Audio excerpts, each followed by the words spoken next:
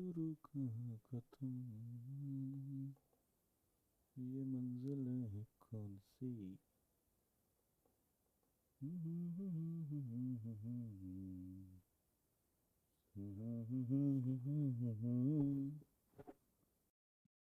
Hello बच्चों, बहुत बहुत नमस्कार। स्वागत है सभी लोगों का आज के लेक्चर में। क्या मेरी आवाज आ रही है? क्या मैं दिखाई दे रहा हूं? जल्दी फटाफट से बता दो। नमस्ते नमस्ते नमस्ते। सभी लोग रिवीजन करके आए हैं? जल्दी बताएं। क्या सभी लोग रिवाइज करके आए हैं? क्या सभी लोगों ने सॉल्यूशन चैप्टर रिवाइज कर लिया है? आज है हमारा प्रैक्टिस सेशन और आज हम कवर करेंगे कुछ अच्छे अच्छे सवाल। बहुत सारे नीट के पीवाई की तो मैंने आपको लेक्चर के साथ करा दिए थे। कुछ ऐसे सवाल जो जेई मेन में पिछले कुछ सालों में आए हैं और जो नीट में आ सकते हैं, मतलब उनको बोलते हैं मोस्ट इंपॉर्टेंट क्वेश्चंस, MIQs, तो वो लेकर हम आ चुके हैं आपके सामने। हेलो गाइस, मैं पंकज सिजरिया आप सभी लोगों का स्वागत करता हूं अपने प्यारे से बैच लक्ष्य नीट 2024 में। ठीक है, तो चलो स्टार्ट कर दें। क्या इतनी कम आवाज भी नहीं है हमारी? इतनी कम आवाज थोड़ी है, क्या बात कर रहे हो? इतना बढ़िया चल रहा है यार। क्या भाई? Hello hello hello. आवाज इतनी भी तो कम नहीं है। क्या सच में कम आ रही है? अरे नहीं भाई, अरे नहीं भाई। Hello hello hello hello hello hello hello Moto, hello Moto. हाँ भाई, शुरू करें फिर। क्या सच में आवाज कम आ रही है? अरे भैया, अरे भैया इधर आओ। अरे भैया इधर आओ जरा। आवाज कम लग रही है इनको। सच में आवाज कम लग रही है? सही बताओ। नहीं यार, नहीं यार, सच में कम लग रही है क्या? क्यों भाई? या कान बंद कर लिए हैं? रुको जरा, 1 मिनट चेक कराते हैं।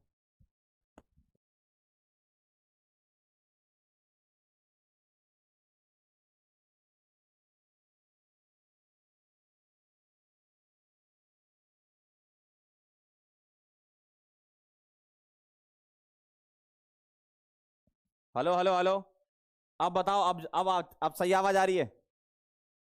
हेलो बच्चों, बहुत बहुत नमस्कार। जल्दी से बता दीजिए, क्या आवाज सही आ रही है? क्या अब आवाज सही आ रही है? हेलो हेलो, क्या अब आवाज सही आ रही है? जल्दी फटाफट से बता दो। स्पीकर लगा लो। कैसे पढ़ते हो, मोबाइल के स्पीकर से? हेलो हेलो, क्या आप मोबाइल के स्पीकर से पढ़ते हैं? जल्दी फटाफट से बताओ। कितने लोगों को आवाज सही लग रही है और ये आपके सामने आ रहा है? Vote type. आवाज सही है कि नहीं, जल्दी फटाफट से बताएं। आवाज सही है कि नहीं, जल्दी बताएं। जल्दी फटाफट से बताएं, आवाज सही है कि नहीं? जल्दी से मुझे बता दो। समय निकलता हुआ, 30 सेकंड का समय आपको दिया गया था आपके वोट के लिए।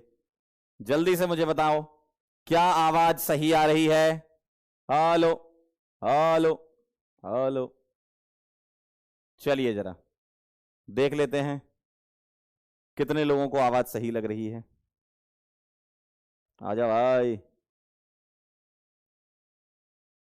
कब आएगा ये? क्या चल नहीं रहा क्या ये? अरे, चलता रहा था।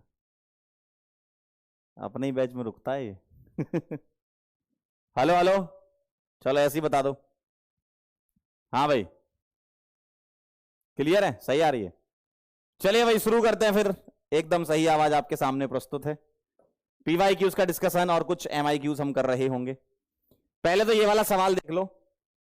इस वाले सवाल का जवाब 70% के आसपास जो आपका आ रहा था एकदम सही था। ठीक है, क्रॉस चेक, क्रॉस वेरीफाई कर लिया गया है। ठीक है, शायद वो 30 या 35% इसलिए आ जाता है क्योंकि हम डिसोसिएशन का फॉर्मूला लगाते हैं एसोसिएशन की जगह। तो फॉर्मूला अपन ने एकदम सही लगाया था। ठीक है, एकदम सही आपका था ये। चलिए स्टार्ट करें। पहला सवाल आपके सामने आपकी स्क्रीन पर। चलिए बताइए जरा। सवाल को आप ध्यान से पढ़ें। सवाल को आप ध्यान से पढ़ें। सवाल को आप ध्यान से पढ़ें। सही ना? सवाल को पढ़ के आंसर करें आप मुझे, ठीक है। एक बार पोल क्रिएट करने की कोशिश करता हूं मैं। बताइए क्या आंसर आपको लग रहा है। Which of the following statement is correct regarding the solubility of gas in water. Gas की सॉल्युबिलिटी पानी में, बताओ जरा।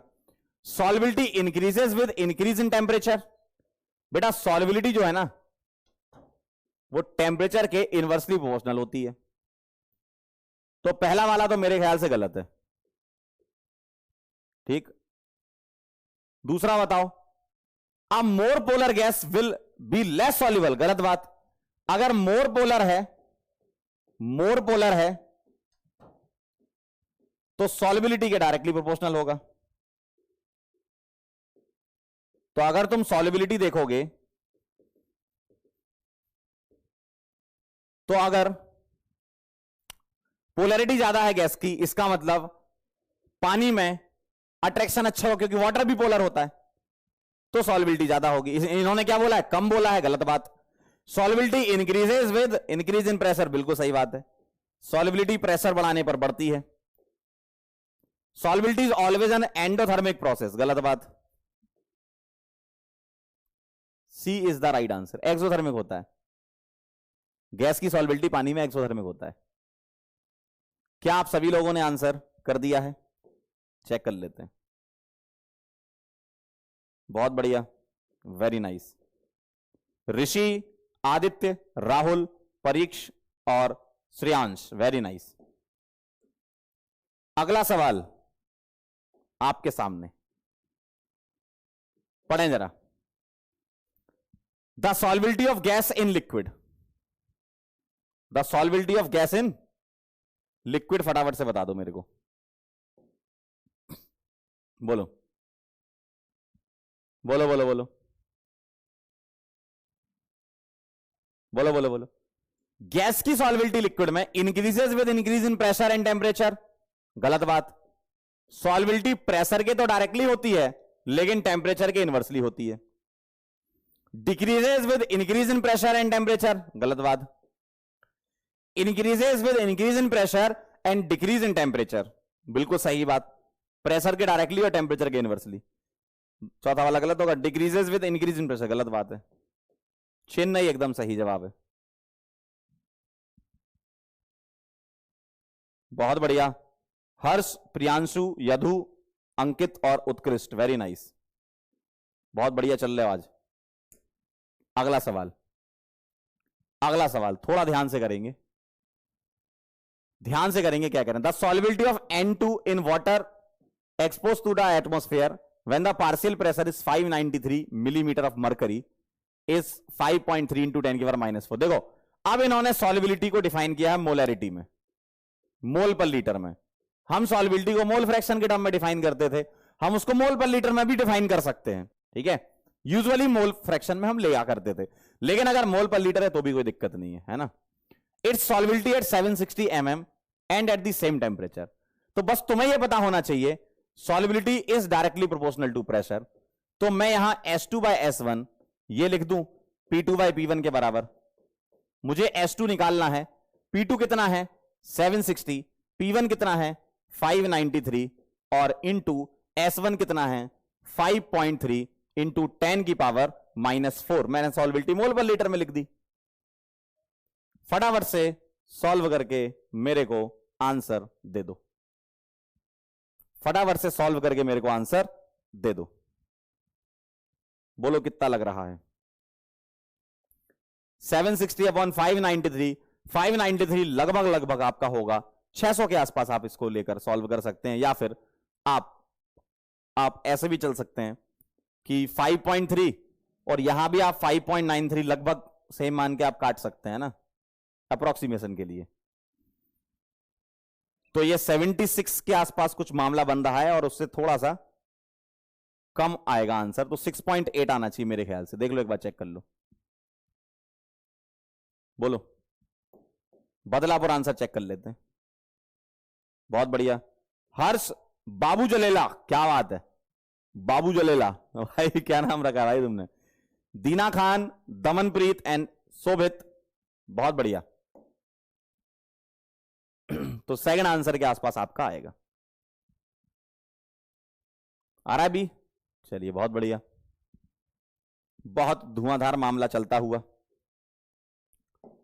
अगला सवाल आपके सामने, क्या some of the following gases are soluble in water? अच्छा, due to formation of their ions, ठीक है। CO2, अमोनिया, HCl, CH4 और H2 में आपको बताना है वाटर इनसॉल्युबल गैस, मतलब पानी के साथ रिएक्शन ना हो। गैस को पानी में डालो तो आयंस ना बने, आयंस ना बने, तो ये गैस जो है वो इनसॉल्युबल होगी, आयंस ना बने, ये चेक करना है। आयंस किसके नहीं बनेंगे, या कोई रिएक्शन कौन है जो रिएक्शन नहीं करेगा? फटाफट से मुझे आंसर कर दो, बोलो, फटाफट से आंसर कर दो, बोलो जल्दी, फटाफट से चेक करो। साइड हट जाता हूं, साइड हट जाता हूं, बोलिए भाई।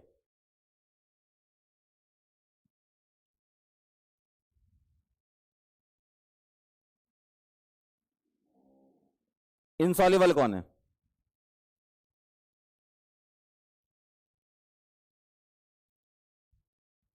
सही आंसर इसका फर्स्ट, देखो CO2 हो गया, CH4 हो गया और H2 हो गया।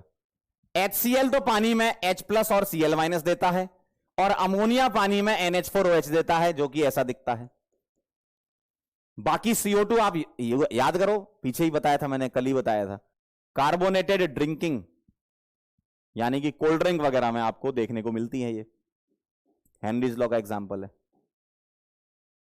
ठीक है। तो सही आंसर है इसका फर्स्ट, जो कि काफी कम लोगों ने दिया, यश, यश राठौर, यश गोयल, रेहान, हार्दिक और Rishi, very nice. 1, 4 and 5 is the right answer.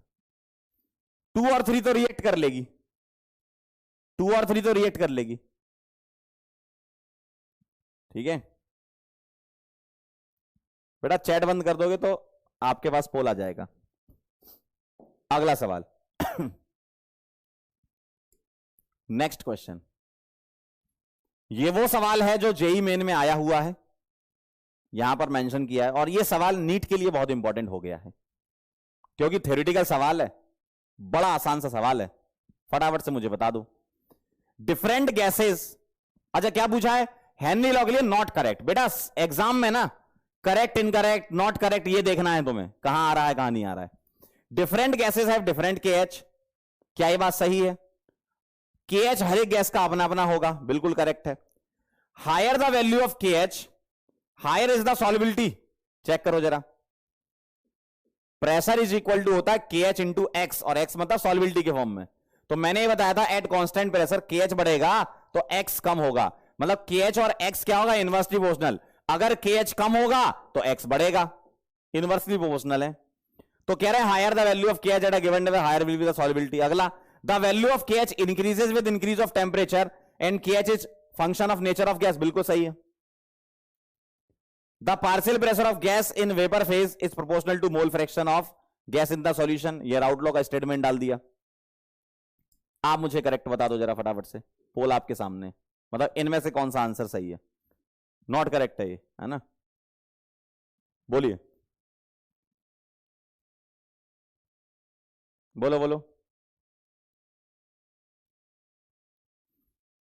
Temperature बढ़ाते हो सॉल्युबिलिटी कम होती है, सॉल्युबिलिटी कम होती है तो KH बढ़ता है, यानी कि टेम्परेचर बढ़ाने पर KH बढ़ेगा। बोलो क्या आंसर लग रहा है? 4 ऑप्शन है आपके सामने, तो सेकंड आंसर लगा रहे हैं हम। 61% जनता सही कह रही है। विनय, प्रियांशु, अनिमेश, पुनीत और अभिनव, वेरी नाइस। बदलापुर आंसर है, नॉट करेक्ट में, है ना?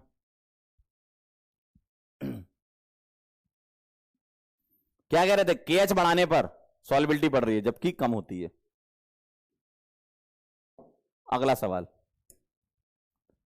If KH for N2 in water is 10 की power 5 ATM and mole fraction of N2 in air is 0.8, air में मोल फ्रैक्शन 0.8 है, find number of moles of N2 dissolve in 10 mole of water and 5 ATM pressure. बताइए जरा, 5 ATM pressure और mole fraction pointed दे रखे हैं। Number of moles of N2 निकालना है, कितने डिसॉल्व हो रहे हैं, 10 मोल ऑफ पानी में।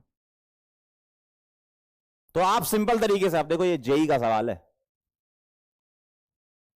अच्छा सवाल है, आसान है, आप कर सकते हो। ऐसा नहीं कि सर जेई का सवाल क्यों करा रहे हो। जेई के कुछ सवाल नीट के लिए इंपॉर्टेंट होते, वही ला रहा हूं मैं, हर एक सवाल नहीं ला रहा, लेकिन जो इंपॉर्टेंट नीट के लिए है, डायरेक्ट नीट में डायरेक्ट पूछे जाते हैं। Partial pressure of the gas is equal to mole fraction KH into mole fraction. सही बात है। अब ध्यान से देखना, ये किसमें होते हैं, मोल fraction of gas in liquid. सही बात है ना, मोल fraction of gas in liquid. आप बोलोगे सर मोल फ्रैक्शन तो यहां भी दे रखे हैं, मोल फ्रैक्शन पॉइंटेड रख देते हैं, KH रख देते हैं अपन 10 की पावर 5 और प्रेशर रख देते हैं 5। अब क्या सॉल्व करोगे इसमें सॉल्व क्या करोगे इसमें भाई ये वही वाली बात होगी जैसे आई सेपरेट आउट वाला होता था। तो ये जो पॉइंटेड है ना, ये कहां दिए हुए हैं, पॉइंटेड एयर में दिए हुए हैं, मतलब लिक्विड में, पानी में नहीं है। ये पानी में मोल फ्रैक्शन नहीं है कि पॉइंटेड तुम पुट करना चालू कर दो, ऐसे पागलपने नहीं करना। तो सर ये दिया क्यों है, ये दिया है partial pressure of the gas निकालने के लिए, गैस के पार्शियल प्रेशर के लिए। कैसे, एक लॉ होता है गैसीय स्टेट में, जो कि हमने यहां भी यूज किया था, डाल्टन्स लॉ। डाल्टन्स लॉ क्या कहता है, mole fraction into total pressure is equal to partial pressure of the gas. और टोटल प्रेशर कितना दे रखा है, 5 एटीएम। तो मोल फ्रैक्शन हो गए 0.8 इंटू 5, 4 आ जाएगा। तो पार्शियल प्रेशर कितना है, 4, KH कितना है, 10 की पावर 5, और mole fraction of gas in liquid मतलब moles of gas in liquid divided by moles of gas in liquid plus moles of water. और मैंने ये बोला था कि हेनरीज लॉ में जो वाटर के मोल होते हैं वो गैस के मोल से बहुत ज्यादा, तो इसको नेगलेक्ट कर दो, इसको आप नेगलेक्ट कर दो, और अब कर दो आप आंसर, कितना आएगा। तो मोल्स ऑफ गैस आपका आ जाएगा, मोल्स ऑफ वाटर कितने हैं, 10, तो 10 की पावर 4 बनेगा, उधर जाएगा 10 की पावर -4 आ जाएगा। तो मोल्स ऑफ गैस आ जाएंगे 4 इंटू 10 की power -4। Agra is the right answer, Agra is the right answer. आसान सवाल लेकिन बढ़िया। कई बार आसान सवाल भी अच्छा होता है कि भाई तुम्हें हेनरीज लॉ का बेसिक पता है कि नहीं। बेसिक मतलब जो हेनरीज लॉ में मोल फ्रैक्शन लेते हो वो गैस के मोल फ्रैक्शन पानी में कितने गए वो होते हैं, गैस के मोल्स पानी में कितने गए वो होते हैं। अब ऐसे तो मोल फ्रैक्शन यहां भी लिखा है 0.8, ये पानी के थोड़ी है, ये एयर में उस पर्टिकुलर गैस के मोल है, मतलब N2 के एयर में मोल है। तो N2 का प्रेशर तो पता चल जाएगा ना कितना है, और N2 का प्रेशर निकाला और वो यहां पुट कर दिया यहां से। ठीक है, अच्छा सवाल लेकिन आसान सवाल। फिर से सुन लो, गैस के मोल फ्रैक्शन एयर में देखिए दिए थे, N2 के एयर में थे वो 0.8, उसको यहां डायरेक्ट पुट नहीं करना, यही तो इसकी खूबसूरती सवाल की। यहां तो तुम्हें उस पर्टिकुलर गैस के मोल चाहिए ना कि कितने डिसॉल्व हो रहे हैं। Find number of moles of N2 dissolve in 10 mole of water, मतलब उस एयर में जो N2 के मोल थे उनमें से कितने पानी में डिसॉल्व हो रहे हैं ये चाहिए, ना कि पूरे। ऐसे तो 0.8 ही आंसर आ जाता सीधा मोल फ्रैक्शन। ठीक है चलें आगे। नोट कर रहे हो क्या इसको, नोट कर रहे हो क्या इसको, बोलो भाई, नोट कर रहे हो क्या। क्वेश्चन को नहीं लिखना है, आपको सॉल्व करना है। आपकी जो भी कॉपी है, क्वेश्चन नहीं लिखना है भाई, आंसर सॉल्व करना है। जब कभी भी हमारे प्रैक्टिस सेशन होंगे उसमें ऐसे क्वेश्चन नहीं लिखना पूरा इफ KH ऑफ दिस, ये आपको पीपीटी के फॉर्मेट में क्वेश्चन मिल ही रहे हैं, PDF के फॉर्मेट में। आप तो सॉल्व करो, सॉल्व करने पे जोर लगाओ कि मुझे इसका आंसर सही निकालना है। ठीक है, मुझे इसका आंसर सही निकालना है। अगला सवाल, 4.5 gram of compound A was used to make 250 ml of its aqueous solution. The molarity of the solution is x into 10⁻⁻1, x की वैल्यू बतानी है। इंटीजर सवाल है लेकिन आपके लिए आसान है, कर लो इसको, ठीक है, आपके लिए आसान है।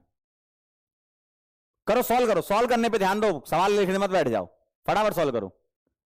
क्या दिया है? 4.5 ग्राम ऑफ कंपाउंड दिया है ना, 4.5 ग्राम ऑफ कंपाउंड दिया है, यानी कि वेट ऑफ ए पता है तुम्हें कितना, 4.5 ग्राम।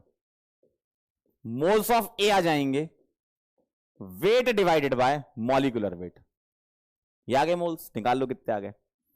वॉल्यूम कितना है? 250 ml, यानी कि 1/4 लीटर। भाई 250 ml मतलब 1/4 लीटर ही होगा ना, 1000 से डिवाइड कर दोगे आप लीटर के लिए, तो मोल्स ऑफ ए आ जाएंगे आपके 45 का डबल होता है 90, और पॉइंट हटाओगे तो नीचे 0 आएगा, तो मोल्स आ गए, वॉल्यूम आ गया, आंसर आ गया। इंटीजर टाइप में है। चलो आंसर लिख दो, क्या आएगा? आंसर लिख दो, क्या आएगा? मोलैरिटी आ गई आपकी, मोल अपॉन वॉल्यूम, 1/20 अपॉन 1/4, 5 बार कट गया ये, तो 1/5, 5 इंटू 10 की पावर, सॉरी 2 इंटू 10 की पावर -1, 0.1 होगा ना ये, 1/5, सॉरी 0.2 होगा ना ये, 1/5, 1/5 होगा 0.2, 0.2 मतलब 2 इंटू 10 की पावर -1, तो x कितना आ गया? 2।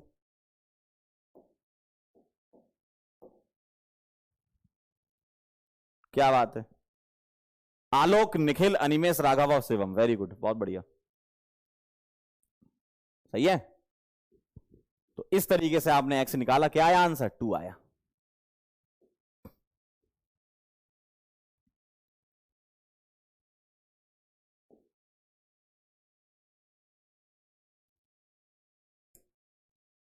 अगला सवाल, what would be the molality of 20% mass by mass solution of के आई, मोलर मास के आई का 166 दिया है, बहुत आसान है।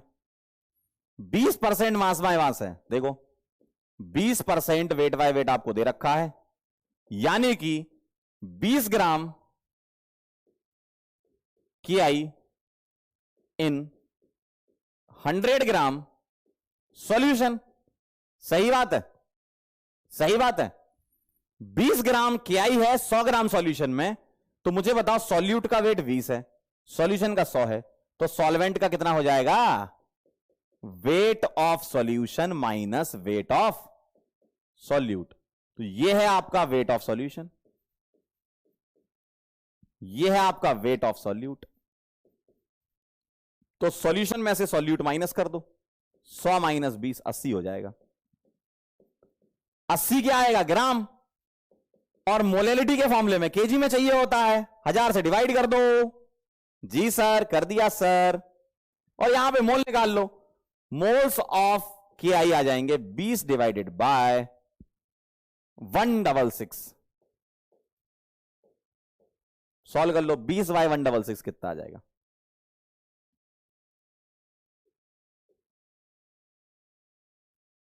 कितने से काट दूं? 2 से काट दूं? 10/83, तो मोलैलिटी आ गई 10/83 upon weight of solvent in KG, तो 80 इंटू 10 की पावर -3,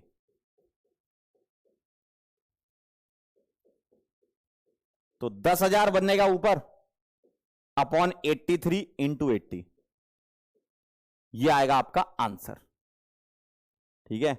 अब मेरे को बस ये आंसर आप बता दो सॉल्व करके कितना आ रहा है,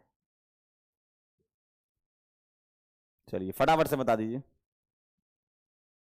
कितना आंसर आ रहा है, ये जल्दी से बताएं, करो करो, ट्राई करो। समझ गया प्रोसेस क्या है? 20% वेट बाय वेट था, 20 ग्राम की आई 100 ग्राम सॉल्यूशन में, तो सॉल्वेंट कितना बचेगा? 100 माइनस 20 80, लेकिन वो तो ग्राम में आया, उसको केजी में कन्वर्ट करना पड़ेगा तुमको, है ना, ये कहानी है। और मोल निकाल लिया 20 के, 20 डिवाइड बाय 166।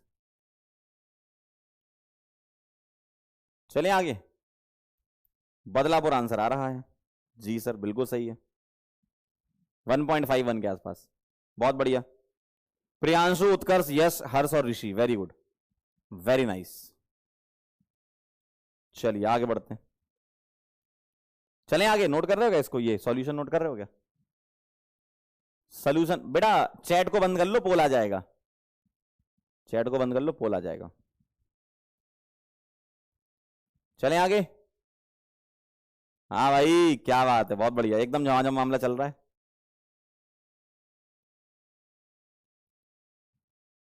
अगला सवाल, the mole fraction of solvent in aqua solution of a solute is 0.8। Mole fraction of solvent दिए हैं, कोई सॉल्यूशन बन रहा है तो the molality of the aqua solution is. Mole fraction और मोलैलिटी का सीधा फॉर्मूला लगाओ, chi V upon chi into 1000 upon molecular weight of A. बेटा ध्यान से सवाल करते जाओ, बहुत बढ़िया सेशन होने वाला है। लगभग सभी प्रकार के सवाल सॉल्यूशन के आज मैं लेकर आया हूं, और अगर ये सवाल आपने लगा लिए, नीट का सवाल आपसे बन जाएगा, बस ये ध्यान रखिएगा, ठीक है। तो मोल फ्रैक्शन ऑफ अ सॉल्वेंट कितना, 0.8, यानी कि एक्स ए दिया है तुम्हें कितना, 0.8, तो एक्स बी कितना हो जाएगा, 0.2, ठीक है भाई। और एक्वस सॉल्यूशन है, तो एक्वस मतलब सॉल्वेंट क्या होगा, पानी, और सॉल्वेंट अगर पानी होगा तो मॉलिकुलर वेट ऑफ ए हो जाएगा आपका 18, तो मोलैलिटी आ जाने वाली है 0.2 बाय 0.8 इंटू 1000 डिवाइडेड बाय 18, और 1000 बाय 18 55.5 होता है ना।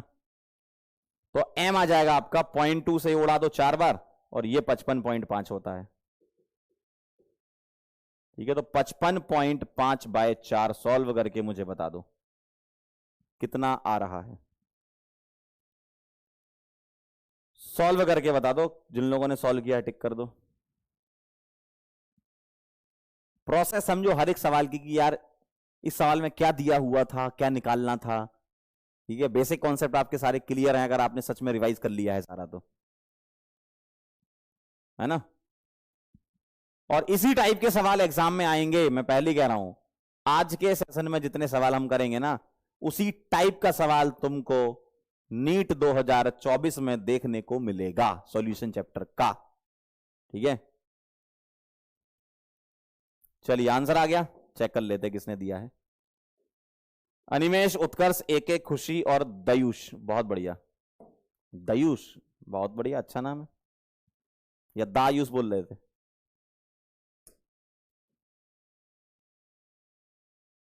एक बढ़िया सवाल है आपके सामने, देखने में डरावना लग रहा है लेकिन इतना डरावना है नहीं। बिना लिखे आंसर आएगा, बस इतना मैं बता देता हूं। बिना पेन चलाए सवाल को तुमने पढ़ा, ग्राफ तुमने देखा, ये ऑप्शन आ गए, थ्योरेटिकल सवाल होता है ये वाला, आराम से आंसर कर सकते हो आप। करो, ट्राई करो, जरा सवाल पढ़ो पहले आप, क्या मस्त सवाल है। सवाल पढ़िए जरा आप पहले, थ्योरेटिकल है, बस सवाल को समझ लिया तो काम हो जाएगा। करो जरा एक बार ट्राई करो। 3 ग्राफ दिए हैं, एक एक्स का दिया है, एक वाई का दिया है, एक जेड का दिया है। समझो जरा सवाल को समझो। वेपर प्रेशर वर्सेस टेम्परेचर का ग्राफ ऐसे ही होता है, पैराबोलिक। एक्स के बारे में बोलना, X has higher intermolecular interaction compare to Y, X has lower intermolecular interaction compare to Y, Z has lower intermolecular interaction compare to Y, ऐसा पूछा गया है आपसे। अच्छा, पूछना क्या चाह रहे हैं सवाल में, इंटरमोलिकुलर इंटरेक्शन कम होने का क्या मतलब है। अगर इंटरमोलिकुलर इंटरेक्शन कम होगा ना, तो वोलेटिलिटी ज्यादा होगी। सुनो सुनो सुनो, इधर इधर सुनो इधर। अगर बेटा इंटरमोलिकुलर इंटरेक्शन तुम्हारे कम हुए तो वोलेटिलिटी ज्यादा होगी, ज्यादा वेपर प्रेशर होगा। और ज्यादा वेपर प्रेशर किसका है, जिसका बॉइलिंग पॉइंट कम होगा। यानी कि जो ग्राफ पहले बना है उसका बॉइलिंग पॉइंट कम है, और उसका बॉइलिंग पॉइंट कम है तो उसका वेपर प्रेशर ज्यादा है। वेपर प्रेशर ज्यादा क्यों आ रहा होगा, क्योंकि इंटरमोलिकुलर फोर्स कम हो रही होंगे। सही है ना।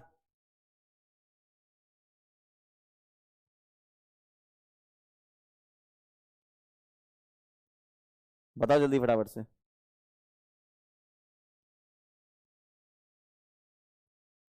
सोचा, सोचा क्या बोला मैंने, पढ़ तो लिया ही होगा सवाल अच्छे से, अब सुनना जरा। जो ग्राफ पहले बना है उसका बॉइलिंग पॉइंट भी कम होगा, क्योंकि बॉइलिंग पॉइंट तो तब होता है जब वेपर प्रेशर आपका 180 atm यानी कि 760 mm आ जाए। तो 500 और 800 के बीच में 760 यहां कहीं होगा, है ना, तो मैं यहां कहीं मान लेता हूं। तो 760 पर बॉइलिंग पॉइंट ये आएगा, इसका बॉइलिंग पॉइंट ये आएगा, इसका बॉइलिंग पॉइंट ये आएगा। तो इतना साफ साफ दिख रहा है कि एक्स वाले का बॉइलिंग पॉइंट कम, वाई का ज्यादा, जेड का और ज्यादा। यानी कि मुझे साफ साफ ये नजर आने वाला है कि बॉइलिंग पॉइंट एक्स का कम आएगा, वाई का ज्यादा, जेड का और ज्यादा। ग्राफ से ये दिख रहा है। और वेपर प्रेशर बॉइलिंग पॉइंट के क्या होता है, इनवर्सली प्रोपोर्शनल। और वेपर प्रेशर ज्यादा का मतलब फोर्सेस क्या होंगे, वीक। सही है ना। वेपर प्रेशर ज्यादा कब आता है, जब लिक्विड में आपस में इंटरेक्शन पुअर होता है, उड़ जाते हैं, फिर वो प्रेशर लगाते हैं। अब तो बता दो, मान लेगा answer. X has higher intermolecular, गलत बात। एक्स हैज लोअर, बिल्कुल सही बात। जेड हैज लोअर, गलत बात। आंसर बदलापुर। बात समझे। जिसका बॉइलिंग पॉइंट कम है उसका वेपर प्रेशर ज्यादा है, ज्यादा वेपर बनेंगी। ज्यादा वेपर क्यों बनेंगी, क्योंकि आपस में इंटरेक्शन पुअर होगा ना, फिर। सही है, चलिए बहुत बढ़िया। अगला सवाल क्या कह रहे हैं, the vapour pressure of acetone at 20 degree centigrade is 185 torr. ठीक है, एसीटोन का दिया है। When 1.2 gram of non-volatile substance was dissolved in 100 gram of acetone, its vapor pressure was 183 torr. The molar mass of the substance. अब देखो उन्होंने क्या बोला है, नॉन वोलेटाइल वाला बोल दिया ना। नॉन वोलेटाइल सॉल्यूट या सब्सटेंस जो है वो नॉन इलेक्ट्रोलाइट भी होता है। नॉन वोलेटाइल वाला नॉन इलेक्ट्रो, मतलब यहां पर कॉलिगेटिव प्रॉपर्टी में आपको वांटा फैक्टर नहीं लेना है। जब कभी भी नॉन वोलेटाइल देख लो तो वहां पर वांटा फैक्टर नहीं लेना है, ठीक है। यानी कि हम सीधा सीधा ये बोलेंगे P naught A minus P S upon P naught A is equal to N B upon N A. हम डाइल्यूट सॉल्यूशन मान के सॉल्व कर देंगे। तो एसीटोन का वेपर प्रेशर आपको दे रखा है, कितना दे रखा है, 185। सॉल्यूशन का वेपर प्रेशर 183 अपॉन 185। एनबी कितना आ जाएगा, एनबी कितना आ जाएगा, weight of solute divided by molecular weight of solute, ये तुम्हें निकालना है। और एनए क्या आ जाएगा, वेट ऑफ सॉल्वेंट,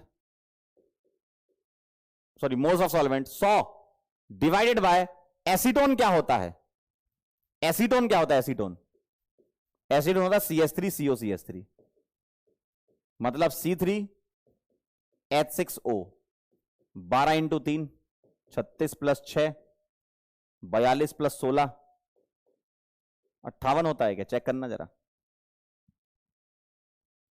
एसीटोन का मॉलिक्यूलर वेट 36 4 40 2 42 और 16 58 58। तो एनबी कितना है, 1.2 डिवाइडेड बाय मॉलिक्यूलर वेट, और एनए कितना है 100 डिवाइडेड बाय 58। सॉल्व करके मेरे को आंसर बता दो, सॉल्व करके मेरे को आंसर बता दो। ये बन जाएगा 2/185 is equal to 1.2 into 58 upon molecular weight into 100। तो यहां से मॉलिक्यूलर वेट ऑफ बी आ जाएगा आपका। इसको उधर ले जाओ, इसको क्रॉस मल्टीप्लाई कर देते हैं। 1.2 इंटू 58 इंटू 185 अपॉन 2 को इधर ले आया 2 इंटू 100।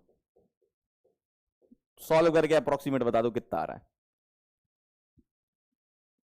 सॉल्व करके अप्रोक्सीमेट बता दो कितना आ रहा है।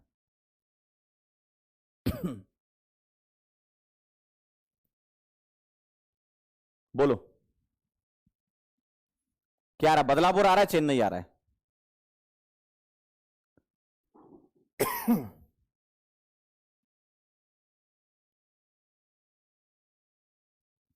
बोलो, जनता बदलापुर कह रही है ना। 64 लगा देते हैं आंसर, आप लोग कह रहे हो तो। प्रोसेस समझ गया था, P naught A minus P S upon P naught A is equal to N B by N A. मैंने क्यों लिख दिया? For dilute solution. जब कभी भी सॉल्व किया करो ना, ऐसा मान के सॉल्व कर लेगा, फॉर डाइल्यूट सॉल्यूशन। क्योंकि आप खुद ही देखो ना, 100 ग्राम के रेस्पेक्ट में 1.2 तो बहुत छोटा है ना। 100 ग्राम सॉल्वेंट है, 1.2 तो बहुत छोटा है, तो आप अप्रोक्सीमेशन लगा सकते हो यहां पे। ठीक है, अगला सवाल दें।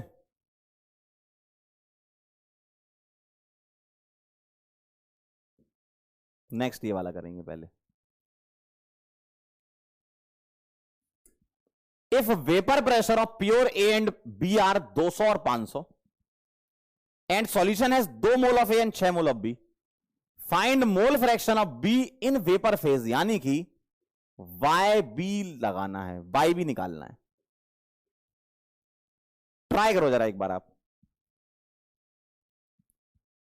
ट्राई करो जरा एक बार,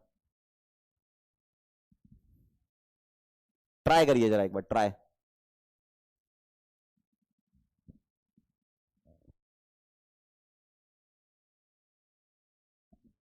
ट्राई करो, ट्राई करो, ट्राई ट्राई ट्राई ट्राई।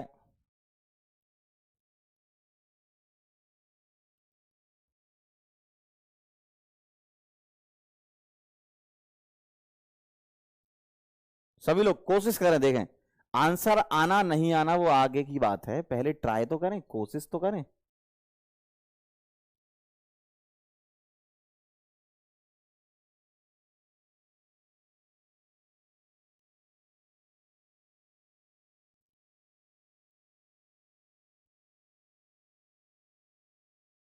करिए करिए करिए करिए। क्या लग रहा है आपको? आपको क्या लग रहा है? बताओ, क्या लग रहा है आपको? बोलो, क्या आंसर लग रहा है? मुझे निकालना है वाई बी। ओहो, वाई बी के लिए, वाई बी के लिए तुम निकालोगे पीबी बाई पीटी। सही बात है।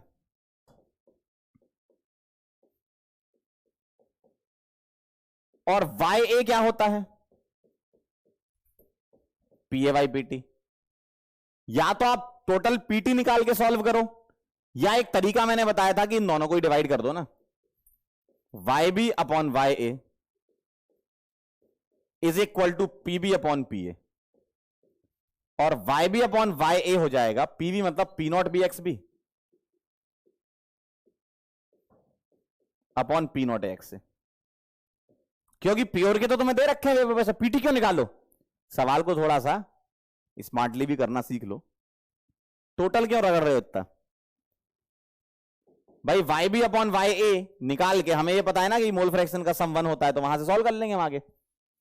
P naught B upon P naught ए कितना है? पी नॉट बी 500 बाई 200, और एक्स बी बाई एक्स ए कितना है? एक्स बी निकाल लो, एक्स बी आएगा 6 बाय 6 और 2 8, यानी कि 3 बाय 4। तो एक्स से कितना आ जाएगा? 1 बाय 4।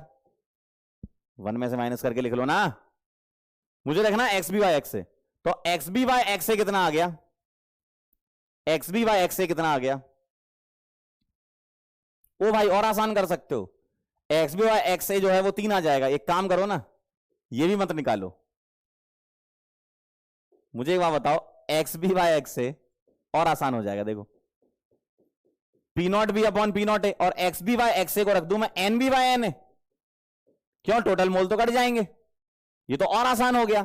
6 बाय 2 सीधा है ना, तो 6 बाय 2 रखो सीधा, तो Y B upon Y A आपका आ जाएगा, इससे ये उड़ गया, 2 से उड़ गया 3, 15 बाय 2, 15 बाय 2 आया। ये क्या आया? Y B upon Y A 15 by 2 आया है। तो मुझे बता दो वाई बी कितना आएगा? 15 बाय 17, दोनों को ऐड कर दो, और वाई ए कितना आएगा? 2 बाय 17। भाई न्यूमरेटर में 15, तो वाई बी 15 लेके और इसको 2 लेके 15 बाय 17 और 2 बाय 17, ऐसे सॉल्व कर लो आप।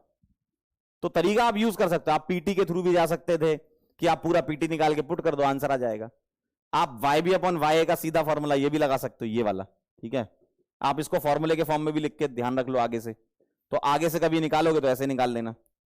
ये सबसे आसान तरीका पड़ेगा आपका, ये सबसे आसान तरीका पड़ेगा आपका।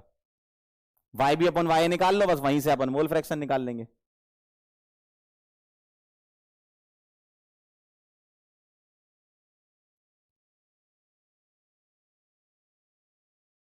सही है। वाई बी अपॉन वाई ए अगर 15/2 है तो वाई बी 15/17, वाई 2/17, तभी तो वाई बी अपॉन वाई 15/2 बनेगा।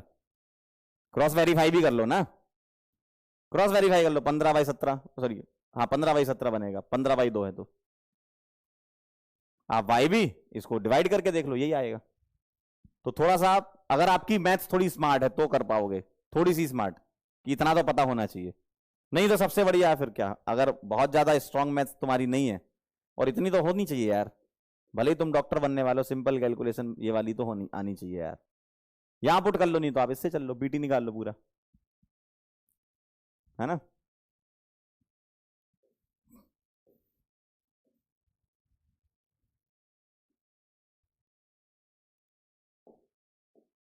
चलिए एक सवाल और आपको दे रहा हूं इसी प्रकार का, ताकि आप एक बार फिर से थोड़ा सा स्मार्टली सोच सकें, एक बार फिर सोच सकें आप ऐसे ही।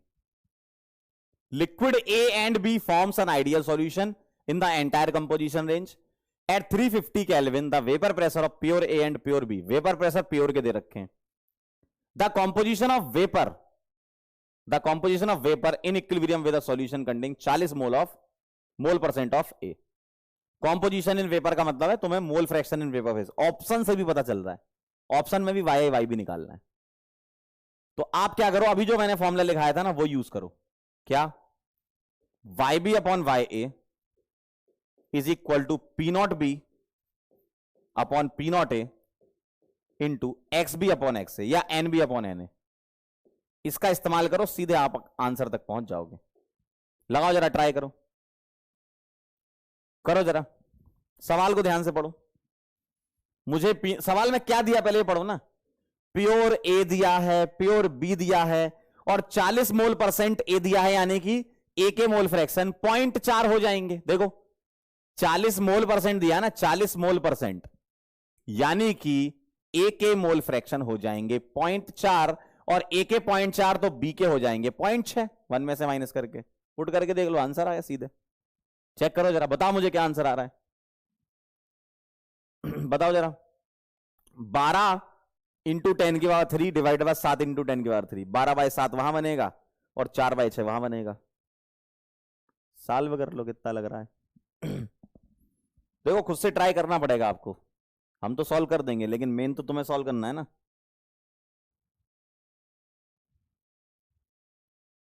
फटाफट से।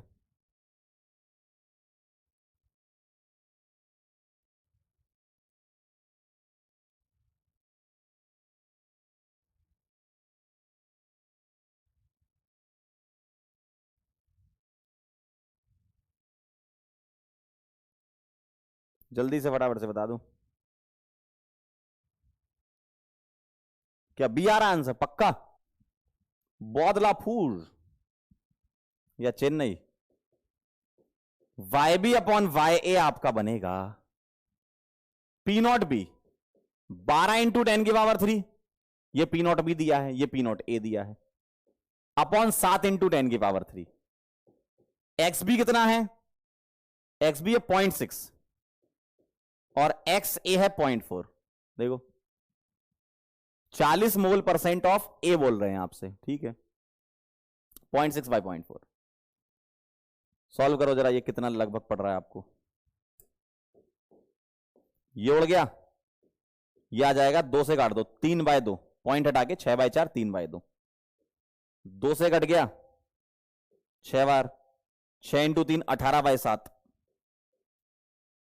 18 डिवाइडेड बाई 7। ये क्या आया? ये वाई बी और वाई ए का रेशियो आया ये। तो मुझे एक बार बताओ, वाई बी क्या लिख सकता हूं मैं? 18/18 + 7 कितना आ जाएगा ये?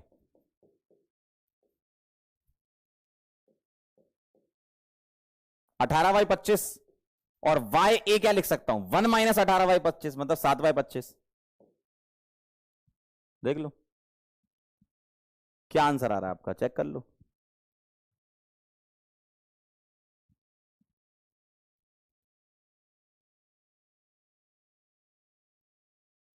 तो वाई ए आ रहा है आपका 0.28, चेक कर लो जरा एक बार।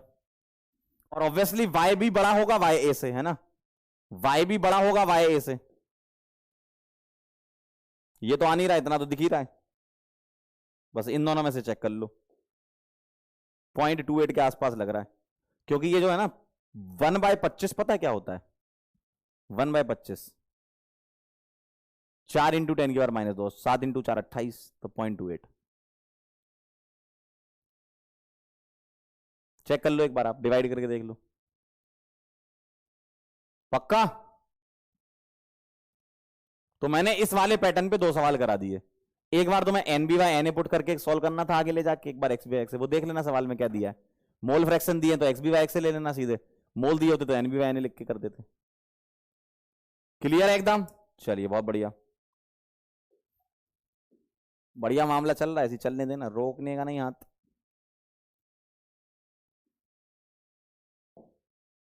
चलो अगला सवाल, क्या कह रहे हैं आपसे, the vapour pressure of CH2 is 512, ठीक है, and acetone is 344, okay. A solution of CH2 in acetone has a total vapour pressure of 600। The false statement चाहिए, थ्योरेटिकल सवाल है लेकिन थोड़ा सॉल्व करके देख लो क्या आ रहा है। आपको ऑब्जर्व्ड प्रेशर जो है वो 600 दे रखा है,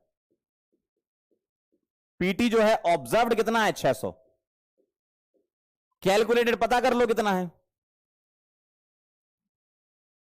बोलो जरा। 600 दे रखा है आपको,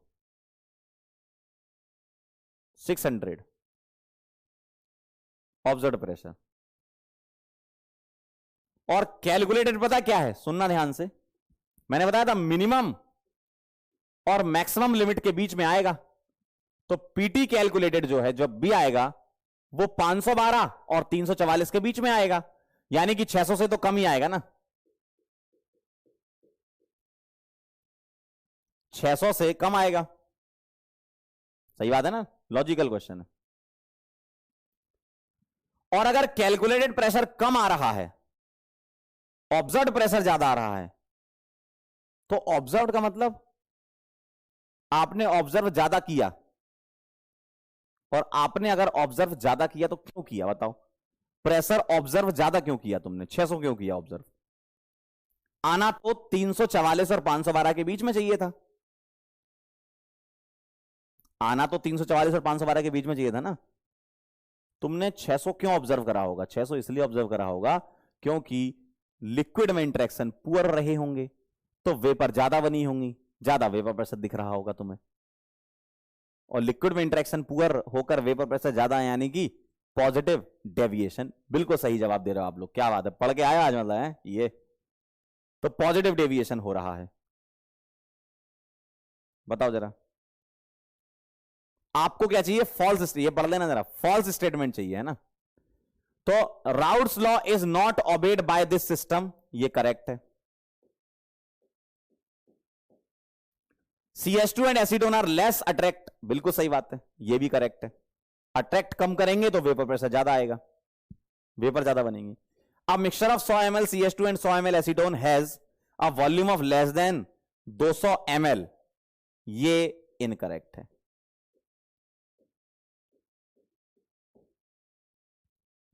heat must be absorbed in delta H mixing, क्या कह रहे हैं, एब्जॉर्ब मतलब ग्रेटर देन 0, एब्जॉर्ब मतलब ग्रेटर देन 0, क्यों, क्योंकि ये पॉजिटिव डेविएशन है, इतना तो तुम्हें पता चल गया, और पॉजिटिव डेविएशन में वॉल्यूम जो है वो 200 से कम नहीं आएगा, इनका कहना पता है क्या, delta V mixing less than 0, ये सवाल पूछने का तरीका था इनका, है ना। फॉल्स में चेन नहीं आएगा आंसर, फॉल्स में चेन नहीं आएगा, सवाल समझे आप, थ्योरेटिकल सवाल था, ऐसे समझना था, ऑब्जर्व प्रेशर 600 है, कैलकुलेट करोगे ना तो मिनिमम और मैक्सिमम लिमिट के बीच में आता है, 344 और 512 के बीच में कैलकुलेटेड आना चाहिए, यानी कि 600 से कम आना चाहिए, 600 ज्यादा आ रहा है, ऑब्जर्व ज्यादा है, ऑब्जर्व ज्यादा मतलब positive deviation. Clear?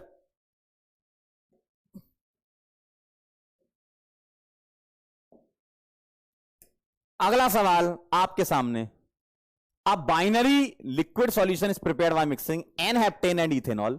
Which one of the following statement is correct regarding the behavior? बताओ जरा। n-heptane और इथेनॉल है, बोलो कौन सा डेविएशन होगा? जब इथेनॉल खुद आपस में बॉन्डिंग कर रहा होगा तो हाइड्रोजन बॉन्डिंग कर रहा होगा, है ना?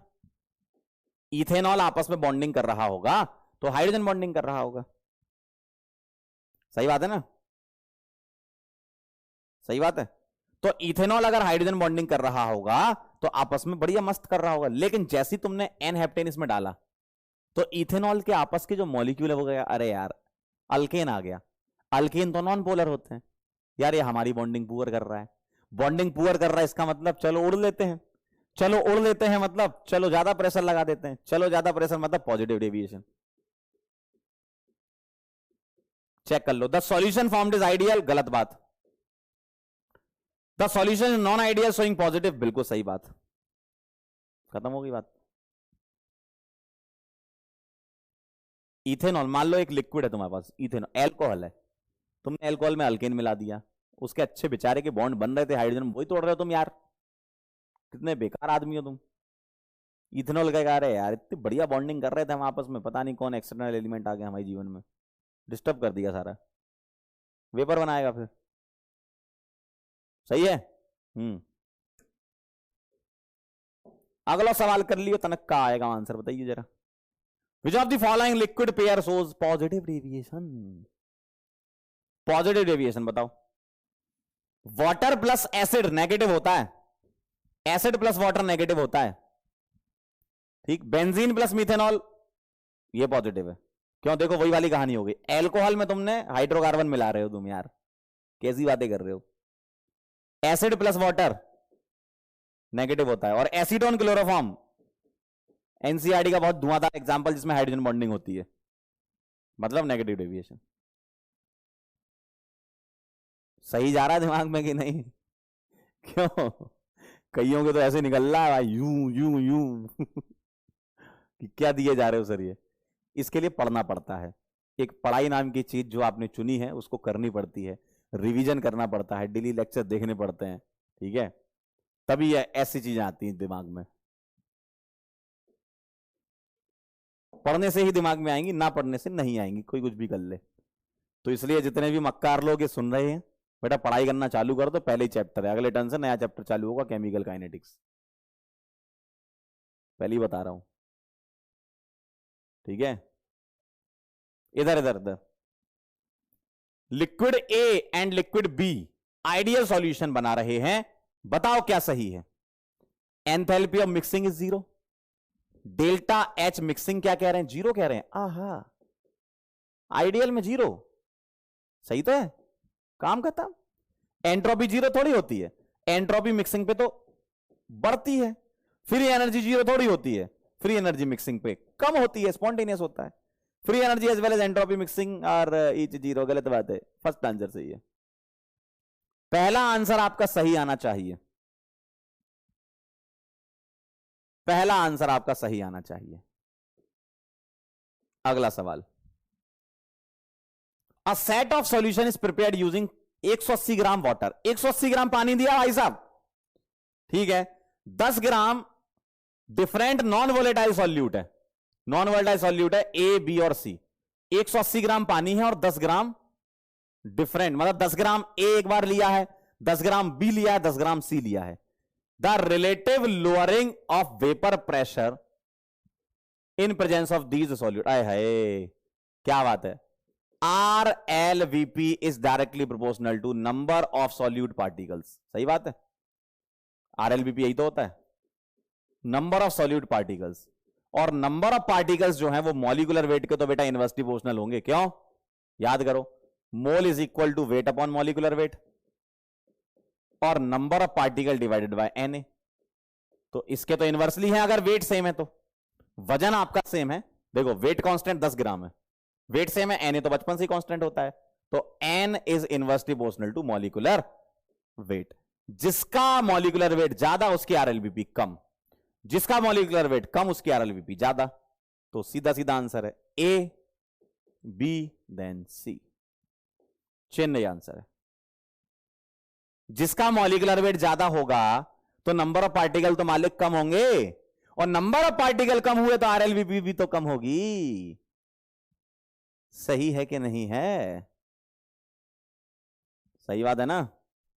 भारी मात्रा में जनता एकदम सही आंसर देती हुई आज तो फॉर्म में आ गई जनता।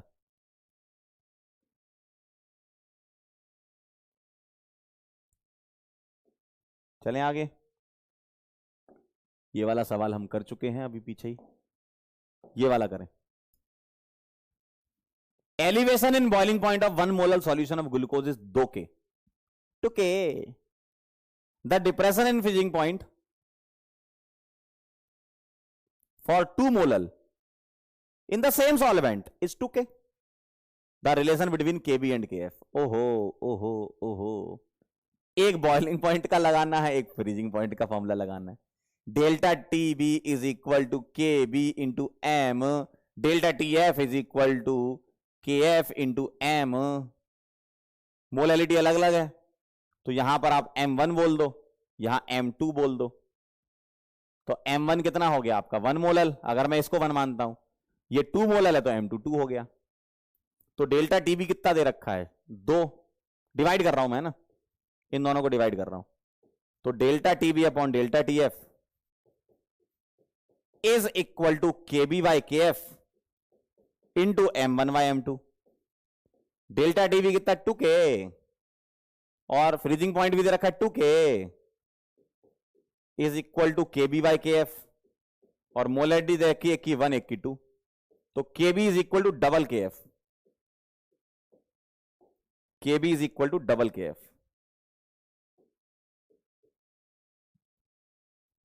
KB जो है वो डबल KF है। ढोलक पर आंसर आ जाएगा।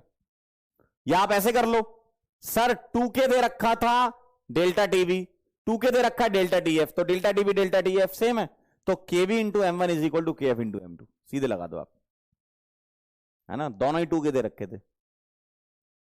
मैच्ड। मजा आ रहा है? देखो, जिनने पढ़ रखा है, जिनसे सवाल बन रहा है, उनको तो मजा आ ही रहा होगा।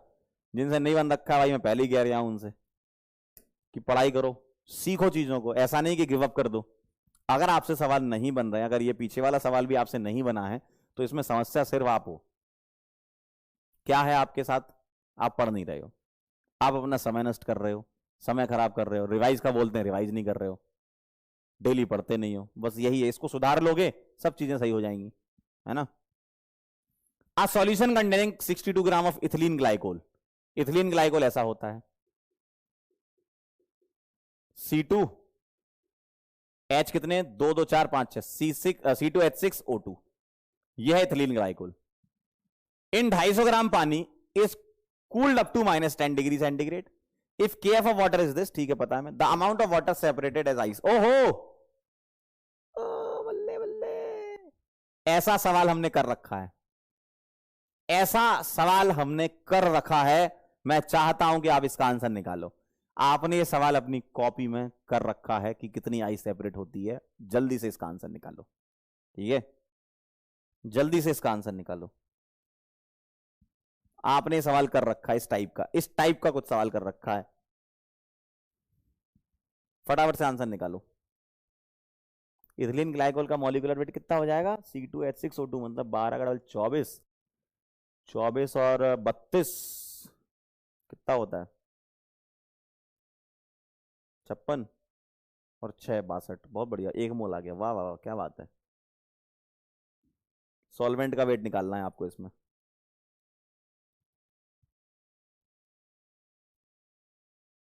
सॉल्वेंट का वेट निकाल लो, आंसर आएगा। कर लो तो बता देना।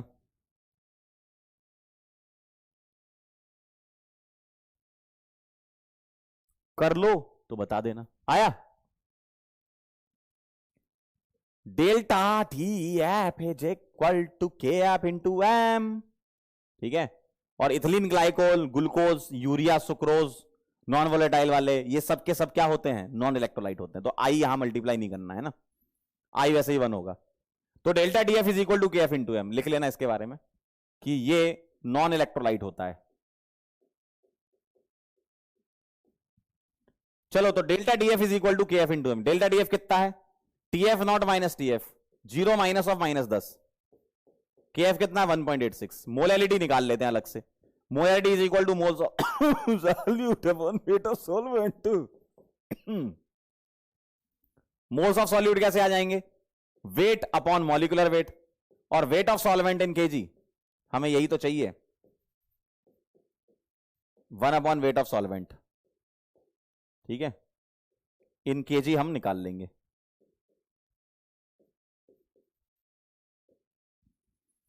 तो मोलैलिटी कितना आ जाएगा? 1 अपॉन, क्योंकि मोल्स तो 1 आ गया, 1 upon weight of solvent in KG. तो weight of solvent in KG आ जाएंगे 0.186। तो ग्राम में कितना आ जाएगा? 1000 से मल्टीप्लाई कर दीजिए, 186 आ जाएगा 1000 से मल्टीप्लाई करके। ये आया वेट ऑफ सॉल्वेंट 186 आया है। ये 250 में से 186 को माइनस कर दो तो उतनी सेपरेट हो जाएगी आइस। तो ice separated is equal to 250 minus 186, 4 6 खत्म। 64 आ रहा होगा, 64। चेन्नई आ रहा आंसर, चेक करो जरा। क्या बात है रीत, वेरी नाइस, बहुत बढ़िया। चलें आगे। यही आया था, यही आया था आपका आंसर। वेरी गुड से थोड़ा सा ऊपर, वेरी गुड। अगला सवाल, freezing point of a 4% aqueous solution of X is equal to freezing point of 12% aqueous solution of Y. ठीक है, if molecular weight of X is A then molecular weight of Y निकालना है। सोचो जरा। अब यहां देखो, फ्रीजिंग पॉइंट, बॉइलिंग पॉइंट, इन सब की बातें करेंगे तो मोलैलिटी आती है यहां पर, है ना। तो तुम्हें इस परसेंटेज को लेना है परसेंटेज वेट बाय वेट। जब कभी भी फ्रीजिंग पॉइंट, बॉइलिंग पॉइंट में यह मामला हो तो परसेंटेज वेट बाय वेट, और जब कभी भी ऑस्मोटिक प्रेशर में हो तो परसेंटेज वेट बाय वॉल्यूम। ठीक है भाई, करो जरा ट्राई, करिए जरा try. Freezing point of 4% aqua solution of X is equal to freezing point of 12%, मतलब दोनों का फ्रीजिंग पॉइंट बराबर है। तो डेल्टा टी एफ जो है पहले जो लिखा है और जो डेल्टा टी एफ बाद में लिखा है ये बराबर है, यानी कि के एफ इंटू, अच्छा के एफ भी सेम है, बहुत बढ़िया भाई, किसी एक पर्टिकुलर सॉल्वेंट में ही होंगे तो के एफ भी सेम है, यानी कि मोलैलिटी बराबर कर दो M1 M2। और मोलैलिटी अगर बराबर है तो मोल्स बराबर होंगे, क्यों? वेट ऑफ सॉल्वेंट तो बराबर आएगा, नहीं आएगा बराबर? वेट ऑफ सॉल्वेंट बराबर आएगा क्या? 100 में से 4 नहीं आएगा, नहीं आएगा, नहीं आएगा, पूरा सॉल्व करना पड़ेगा, क्योंकि 100 ग्राम सॉल्यूशन है तो 96 ग्राम सॉल्वेंट होगा, उसमें होगा आपका 88 ग्राम, है ना। सॉल्व कर लेते हैं। M1 M2 बराबर है, इतना तो क्लियर है ना, KF कट गया, M1 M2 बराबर है, और अगर M1 M2 बराबर हैं तो मैं लिखूंगा moles of 1 upon weight of 1, moles of 2 upon weight of 2। ठीक, ये केजी में होता है बाय डेफिनेशन, ये केजी में होता है। केजी केजी उड़ा दोगे तो ग्राम में भी लिख सकते हो, क्योंकि 1000 से मल्टीप्लाई करोगे वो तो वैसे भी कट जाना है, तो ये ग्राम में आ गया, और N2 बाय W2 ग्राम में लिख लो। ठीक है, N1 कितना है ये चेक कर लेते हैं, 4% दिया है ना, तो 4 ग्राम X इन 100 ग्राम सॉल्यूशन, यानी कि N1 आ जाएगा 4 divided by molecular weight X का A दे रखा है, और W1 कितना आएगा 100 माइनस 4 96 इज इक्वल टू, यहां लिखूंगा 12 ग्राम Y इन 100 ग्राम सॉल्यूशन। तो 12 divided by molecular weight of Y मुझे निकालना है, और सॉल्वेंट का वेट 100 में से 12 माइनस कर दो 88। क्या ये बात सही है? क्या ये बात सही है? सही है ना? 100 में से हमने 12 माइनस कर दिया तो 88 आ चुका है। बता दीजिए क्या आंसर आएगा अप्रोक्सीमेटली। अप्रोक्सीमेटली क्या आंसर आएगा? तो ये 4 से उड़ा दूं मैं 3, तो मॉलिक्यूलर वेट ऑफ ए आएगा 3 इंटू 96/88, और 96/88 लगभग 1 पॉइंट समथिंग ही आएगा। चेक कर लो जरा एक बार। ये मैंने एग्जैक्ट आंसर निकाल के दिया है तुम्हें कि अगर एग्जैक्ट आंसर निकालोगे तो ये आएगा। बाकी अप्रोक्सीमेशन से तो हम 4 ऑप्शन से चल ही लेंगे।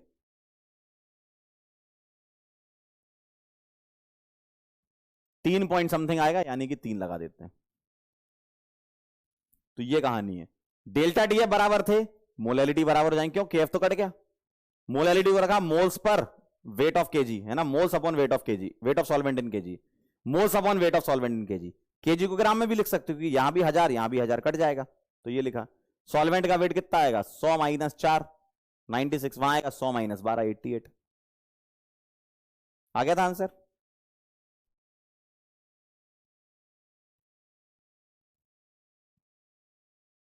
ठीक है, चलिए बहुत बढ़िया। थर्ड आंसर हमने लगाया हुआ है इसका।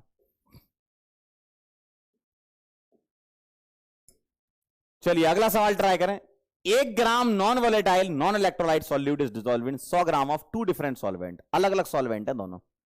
हुज एब्ल्यूस्कोपी कांस्टेंट, कंटेंट नहीं, constants are in the ratio of elevation. बहुत बढ़िया, आसान सवाल है, ट्राई करें। दोनों के डेल्टा टीवी लिख के डिवाइड कर दो। Delta TV A upon delta TV, A नहीं बी आएगा यहां पे, delta TV A upon delta TV B. हाँ, एक सॉल्वेंट ए है एक बी है, delta TV A upon delta TV B. करो जरा ट्राई। डेल्टा टीवी ए को रख दो K B of A into molality, दूसरे का के बी मोलैलिटी, आ जाएगा आंसर। बहुत आसान है तो। सॉल्वेंट का वजन भी 100 ग्राम है, बहुत बहुत बढ़िया। Dissolve in 100 gram of 2 different solvent. वाह वाह वाह, आ गया आंसर भाई, ये तो सीधा सीधा आंसर है। अरे इससे आसान क्या आएगा? Delta TB of A upon delta TB of B is equal to K B into M of A और K B into M of B. सही बात है। एब्ल्यूस्कोपी कांस्टेंट का रेशियो है 1/5, तो के बी अपॉन के बी ये 1/5 है, और M A upon M B cut जाएगा। अरे कट जाएगा ना मालिक, बराबर दे रखा सॉल्वेंट यार, कट जाएगा यार। इससे आसान क्या सवाल मिलेगा तुमको? मोलैलिटी कट जाएगी। क्यों? 1 ग्राम दिया है, उधर 100 ग्राम फिक्स है, वो तो भाई वजन सेम है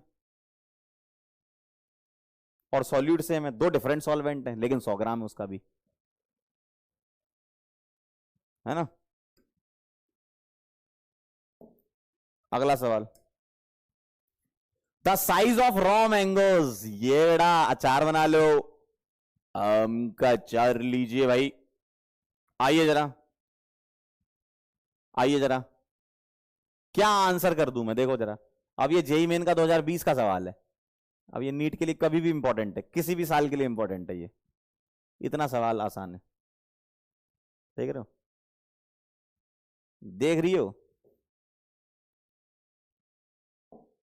अगला question. 20 gram of naphthoic acid is dissolved in 50 gram of benzene. Freezing point का डिप्रेशन आ रहा है 2 के। वांट ऑफ फैक्टर निकालना है। वांट हाफ फैक्टर आपको निकालना है इसका, बता दो जरा क्या आएगा वांट ऑफ फैक्टर। क्या लगाओगे? Delta TF is equal to I into K F into M आएगा भाई। जरा मेरे को ये फॉर्मूले से आंसर बताना सभी लोग। डेल्टा डी एफ कितना भाई साहब? 2। आई मेरे को निकालने का है। के एफ कितना दिया? 1.72। मोलैलिटी निकाल के पुट कर दें। 20 ग्राम नेफ्थोइक एसिड है तो मोलैलिटी के लिए पहले मोल्स निकाल लो। मोल्स ऑफ सॉल्यूट कितना 20 ग्राम। नेप्थोइक एसिड का मॉलिक्यूलर वेट निकालना जरा। 12 into 11 plus 1 into 8 plus 2 into 16, 32 और 8 40। सही है। और ये आ जाएगा भाई साहब 132, और 132 प्लस 40, ओहो ओहो 172 देख रहे हो। अरे भाई क्या बात है, 172 देख रहे हो। वाह वाह वाह वाह वाह, अरे वाह वाह वाह। इसको काटना मत, इसको काटना मत ही। 172 और wait of solvent in KG 50 ग्राम है, तो 50 इंटू 10 की पावर -3 kg। और ये आ जाएगा 20 अपॉन 172 इंटू 50 इंटू 10 की पावर -3। बता दो जरा क्या आ रहा है, क्या बेहतरीन कटेगा। यहां से पॉइंट हटाया, ये सही है। 50 से घटाइए 2, सही है ना। 2 से घटाइए 10। हाँ, क्या कुछ उल्टा सीधा तो नहीं कर दिया अपन ने। मोलैलिटी 20 है, 20 अपॉन 172 और 50 इंटू 10⁻3। ओ भाई कितना पागल इंसान है यार ये, इससे बड़ा पागल इंसान कोई ना देखा। मोलैलिटी के फॉर्मूले मल्टीप्लाई किए जा रहा है। कौन था ये मोलैलिटी के फॉर्मूले में मल्टीप्लाई काहे कर रहे हो? कौन था ये मल्टीप्लाई करने वाला? नीचे आएगा ना, ऊपर कहां से आ गया? अरे नीचे आएगा भाई। अब हटाऊंगा पॉइंट 100, ये 20 से कटेगा 5 बार। अब सही जा रहा हूं ना? हाँ बता देना मेरे को। 5 का डबल 10 इंटू 50 इंटू 10 की power -3 is equal to I. I I I I I I आगरा आई, आगरा आंसर है, आगरा आंसर। बताओ वेट ऑफ सॉल्वेंट को मल्टीप्लाई कर रहे हैं आजकल के लोग, कैसे यार? तुमको नीट का पेपर देना है यार। सॉल्वेंट का वेट नीचे आता है मोलैलिटी के फॉर्मूले में, mole upon weight of solvent. कितने 100 सवाल तो कर लिए होंगे ऐसे तुमने, फिर भी मल्टीप्लाई कर रहे हो तुम यार, कैसे यार? गलत बात है। चलें आगे।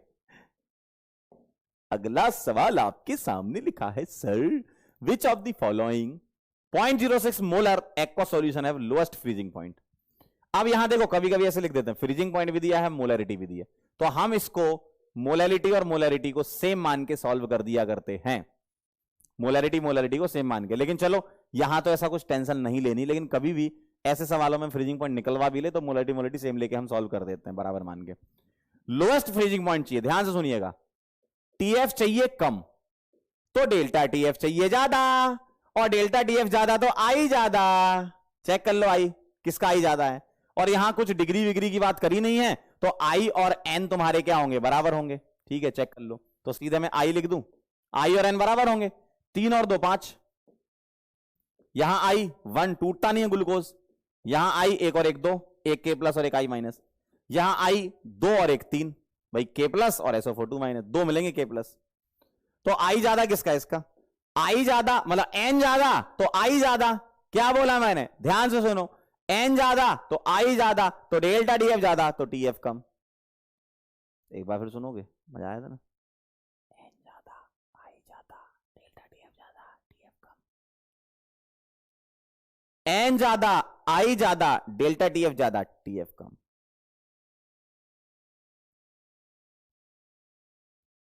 ठीक है। चलो भाई आगे चलते हैं, आगे बढ़ते रहिए भाई, इसी क्या बात है। चलिए अगला सवाल।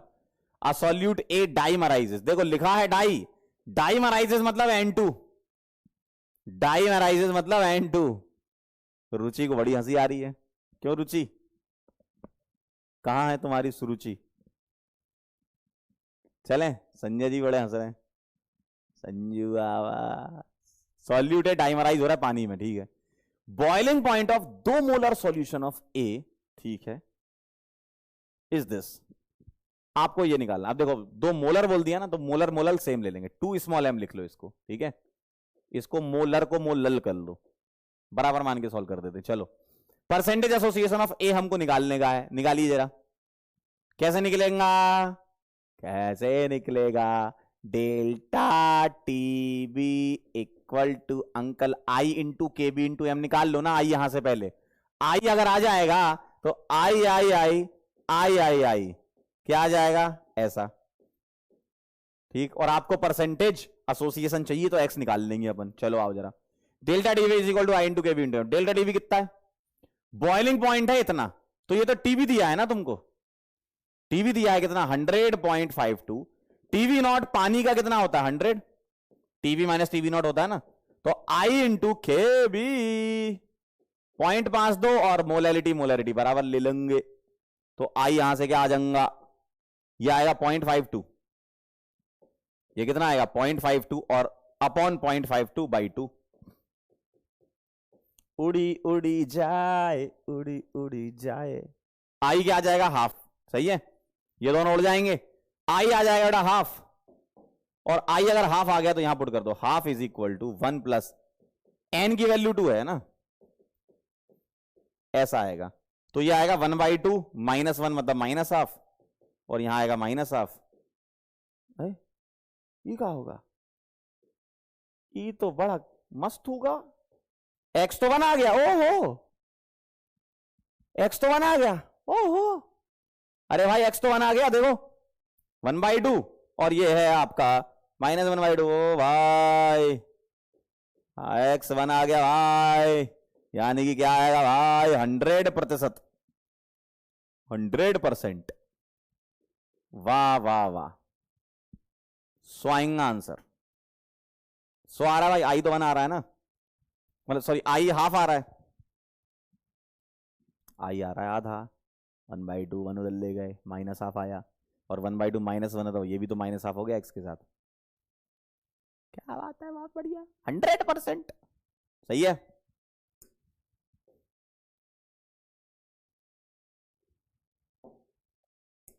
Next question, 2 molar solution of weak acid HA has a freezing point, इतना फ्रीजिंग पॉइंट दे रखा है। द डिग्री ऑफ डिसोसिएशन चाहिए, अब आपको डिसोसिएशन चाहिए है ना, तो फ्रीजिंग पॉइंट की बात है तो delta TF is equal to I into KF into M, और डेल्टा TF पता है क्या आएगा, क्यों डेल्टा TF आएगा TF नॉट माइनस TF। सुनो जरा मेरी बात, फ्रीजिंग पॉइंट इतना है 3.885 और प्योर वाटर का है इतना,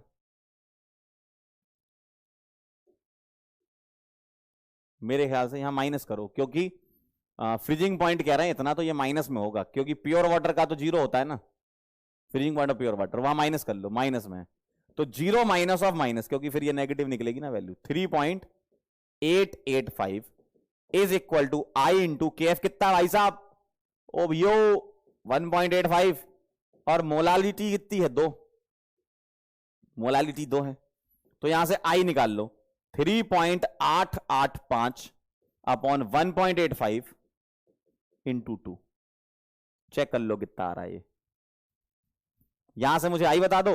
और HA अगर है तो HA जो है वो H प्लस और A माइनस में टूटेगा, तो N की वैल्यू 2 आएगी, और डिसोसिएशन के लिए आप लगाओगे 1 plus N minus 1 into x लगाओगे, आई निकाल लो, और यहां पर मैं 1 प्लस 2 माइनस 1 एक्स यानी कि 1 प्लस एक्स।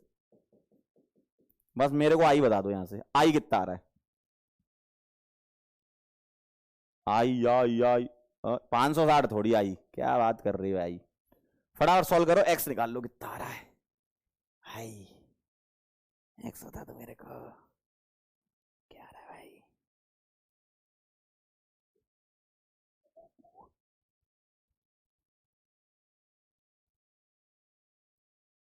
बोलो 1 आ रहा है क्या,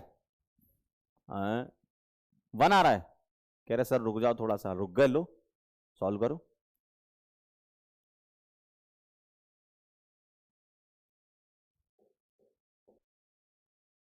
मेरे ख्याल से कुछ ऐसा होगा, 5 का डबल 10, 8 का 10 16 1 17, 3.7 3.8 1 के आसपास ही आएगा यार।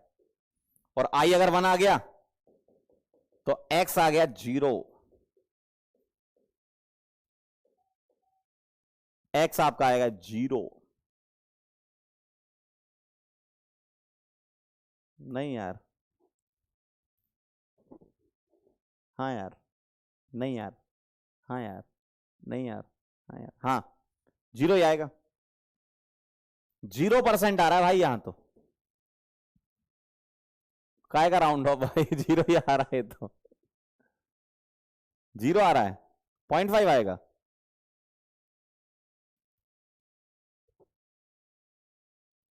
अच्छा ऐसा है क्या?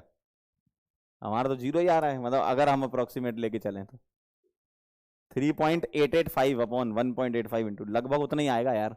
कितना? 1.05 आ रहा है, 5 आ रहा है, बहुत कम आ रहा है। इतना कम भी नहीं देना चाहिए यार, ऐसे क्यों करते हैं? 3.885 1.05, ठीक है चलो 1.05 ले लो। कहना सर 1.05 आ रहा है, ठीक है 1.05 आपने कहा और हमने माना। शुद्ध नहीं समझते? निरमा शुद्ध नमक। एक्स क्या है? 0.05। अच्छा इसलिए वो उसने वो कर दिया राउंड ऑफ ना, हाँ। तो क्या कह रहे हैं भैया? Degree of dissociation of this acid is this, है ना। तो ये मैं लिख सकता हूं 50 इंटू 10⁻³ क्या ये बात सही है? 50 इंटू 10⁻³ क्या ये बात सही है? हाँ आप सही है। 50 50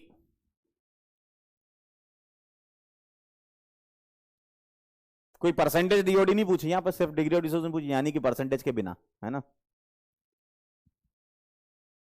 ठीक है 50 50 50 50।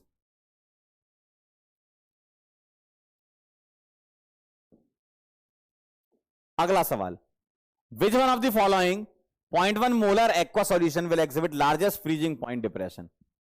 यानी कि 0.1 मोलर को मोलर लेके करेंगे, लार्जेस्ट फ्रीजिंग पॉइंट डिप्रेशन चाहिए, यानी कि लार्जेस्ट चाहिए डेल्टा टीएफ, यानी कि आई भी ज्यादा चाहिए, और आई ज्यादा तो एन ज्यादा चाहिए। चेक कर लो जरा, हाइड्राजीन होता है ऐसा NH2NH2, हाइड्राजीन यूरिया जैसा ही है एक तरीके से, है ना। तो इसका आई क्या होता है? 1। ग्लूकोज का भी आई क्या होता है? 1। ग्लाइसिन भी जो है इसी का भाई है, हाइड्राजीन से ही मिलते जुलते हैं ये नॉन डिसोसिएटिव होते हैं। आई इज इक्वल टू 1। KHSO4 होता है K प्लस और HSO4 माइनस, K प्लस और HSO4 माइनस, तो इसका आई क्या आता है? 2। तो आई ज्यादा किसका? डी का,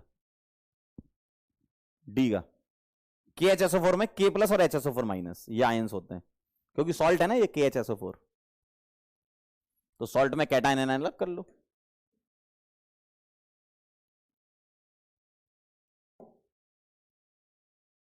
next, of the following 4 aqua solution total number of दो solution whose freezing point is lower than that of 0.1 molar ethanol.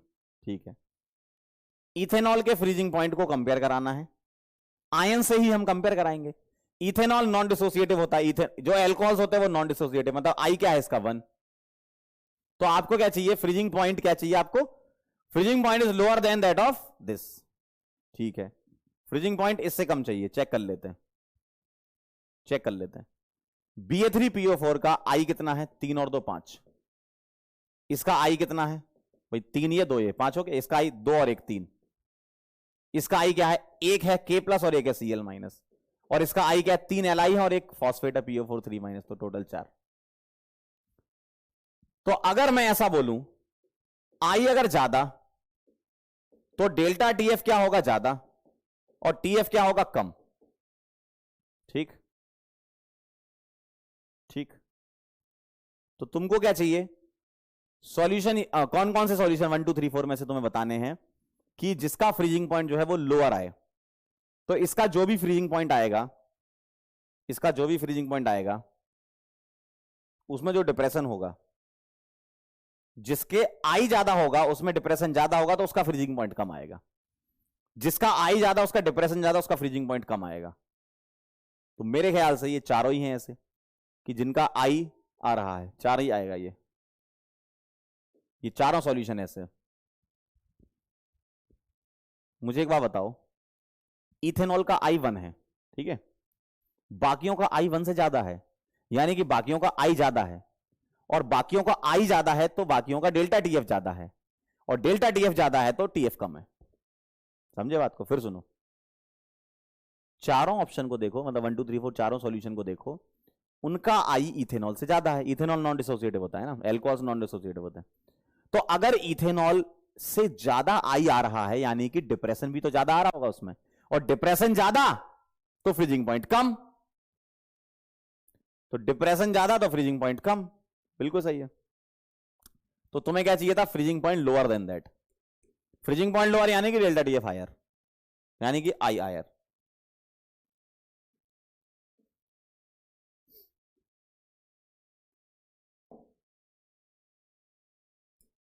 अगला सवाल, the osmotic pressure of dilute solution of ionic compound XY in water is 4 times that of solution of 0.01 molar BaCl2। ठीक है, 4 times कह रहे हैं। ठीक, assuming complete dissociation of the given ionic compound, मतलब XY का कंप्लीट डिसोसिएशन हो रहा है, तो चाहिए था कॉन्सेंट्रेशन मोल पर लीटर, यानी कि मोलैलिटी निकाल ली है। तो मैं ऐसे बोल दूं, XY को मैंने 1 सॉल्यूशन मान लिया, तो पाई 1 क्या कह रहे हैं आपसे? पढ़ो सवाल पढ़ो। Water is 4 times that, 4 times of second solution. इसको मैंने सेकंड सॉल्यूशन बोला है, इसको मैंने फर्स्ट सॉल्यूशन बोला है। ठीक है, बस सॉल्व कर लो इसको। I1 C1RT is equal to I2 C2RT, 4 times, 4 times I2 C2RT। RT RT cut जाएंगे, क्यों? क्योंकि टेम्परेचर कांस्टेंट मान के चलना है अपने को। I1 कितना है उसका? X और Y है, यानी कि X प्लस और Y माइनस बनेगा, और N की वैल्यू 2, और आपने 100% डिसोसिएशन बोला तो I भी 2 हो जाएगा, तो I1 हो गया 2। कॉन्सेंट्रेशन कितनी है उसकी निकालनी है, 4 टाइम्स I2 कितना है? BaCl2 का I2, इसके बारे में कुछ ऐसा बोला नहीं अपन ने, 100% मान लेंगे। तो जो N की वैल्यू होगी यहां, कितनी होगी N की वैल्यू? 3 होगी। क्यों? एक ये आयन, 2 ये आयन, तो I भी 3 हो जाएगा। 3 इंटू C2 बता दो जरा, 0.01। सॉल्व कर लो, 2 से कट गया 2 बार, 3 का डबल 6, 0.06, मतलब 6 इंटू 10 की पावर -2। सही है? चेक कर लो जरा, सही है? चेक कर लीजिए। अरे भाई साहब, आई और एन सेम होंगे, 100% डिसोसिएशन मानना है, तो आई और एन सेम है।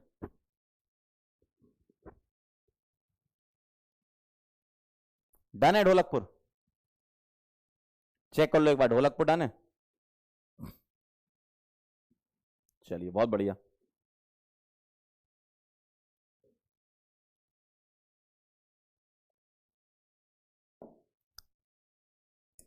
अगला सवाल, molar depression constant for solvent is 4, मतलब KF दे रखा है। The depression in the freezing point of the solvent is this, sorry for 0.01, ये मोलैलिटी दे रखी है। अच्छा, वो निकालना है डिप्रेशन, तो डिप्रेशन इन फ्रीजिंग पॉइंट निकालना है। डेल्टा TF क्या लगाओगे? I into KF into M। आई कितना है? 100% अज्यूम करना है इसको, DOD को, तो N की वैल्यू कितनी है? 2 और 1 3 आयन है, तो I भी 3 हो जाएगा। 3 इंटू KF कितना है? 4, और मोलैलिटी कितनी है? 0.03। सॉल्व कर लो, 0.36 बदलापुर आंसर है। देखो, I into KF into M, N और I सेम होंगे, 100% डिसोसिएशन मानना है। K2SO4 में 3 आयन है, 2 K प्लस के और 1 सल्फेट, SO4 माइनस, और मोलैलिटी दे रखी है, KF दे रखा है। समझे बंधु?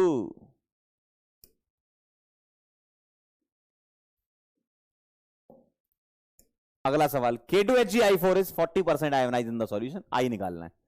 K2HgI4 के आयंस आपको पता होने चाहिए, लिख लो आप, 2 K प्लस होते हैं, और ये जो HgI4 है ना, ये अपने आप में एक आयन होता है पूरा, ये अपने आप में एक आयन होता है, तो टोटल आयन इसमें होंगे 3, और आपको ये फॉर्मूला लगा के मुझे बताना है कि आई क्या आएगा। ठीक है, ये आप पहली बार आपके सामने आया तो ध्यान रखना है ना, K2HgI4। चलो बताओ, आई मुझे निकालना है। 1 प्लस आयन कितने हैं 3, एक्स कितना है 40%, मतलब एक्स आ जाएगा 0.4, 100 से डिवाइड कर दो 0.4, तो आई आ गया 1 प्लस 2 इंटू 0.4, 0.4 का डबल हो गया 0.8 और 1.8 आ जाएगा। ये बदलापुर आंसर सही है, सही है, 1.8 आंसर आएगा। क्या बात है, बहुत बढ़िया। अगला सवाल क्या कह रहे हैं इस क्वेश्चन में, देखें जरा, सवाल पढ़ लो क्या कह रहे हैं। For 1 molar aqua solution which one will show the highest freezing point. TF ज्यादा तो डेल्टा टीएफ कम, और डेल्टा टीएफ कम तो आई भी कम, और आई कम तो एन भी कम। अगर परसेंटेज डिसोसिएशन नहीं बोला है तो 100 मानेंगे हम, 100%। तो आई कम और एन भी कम, तो बस ये चेक कर लो आप, एन चेक कर लो, एन, एन बताओ जरा। मैंने आपको बताया था कि बॉक्स के अंदर एक आयन होता है और बाहर एक, तो एन 4 हो गया, 3 ये और एक बॉक्स। यहां बताओ, पानी कोई आयन नहीं होता, पानी पानी में चला जाएगा, जब सॉल्वेंट में डालोगे ना तो ये आयन में उसमें चला जाएगा, सॉल्वेंट में, आयन के फॉर्म में नहीं रहता ये। पानी को पानी में डालोगे तो पानी बनेगा ना, है ना। यहां बताओ कितने आयन है, 2 और एक बॉक्स, 3। यहां बताओ, एक ये बाहर लगा है और एक ये बॉक्स, 2 हो गया। यहां बताओ, एक हो गया, अपने आप में एक बॉक्स है ना, अपने आप में एक बॉक्स मानेंगे, एक। ठीक है, तो चेक कर लो जरा, एन किसका कम है, लास्ट वाले का, उसका आई भी कम होगा, डेल्टा टीएफ कम होगा, टीएफ ज्यादा होगा। ठीक है,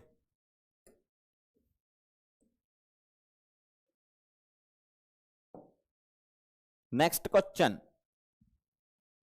सॉल्व करके दिखाएं जरा मुझे आप। 0.5 मोलर इथेनॉल, 0.1 मोलर Mg3PO4,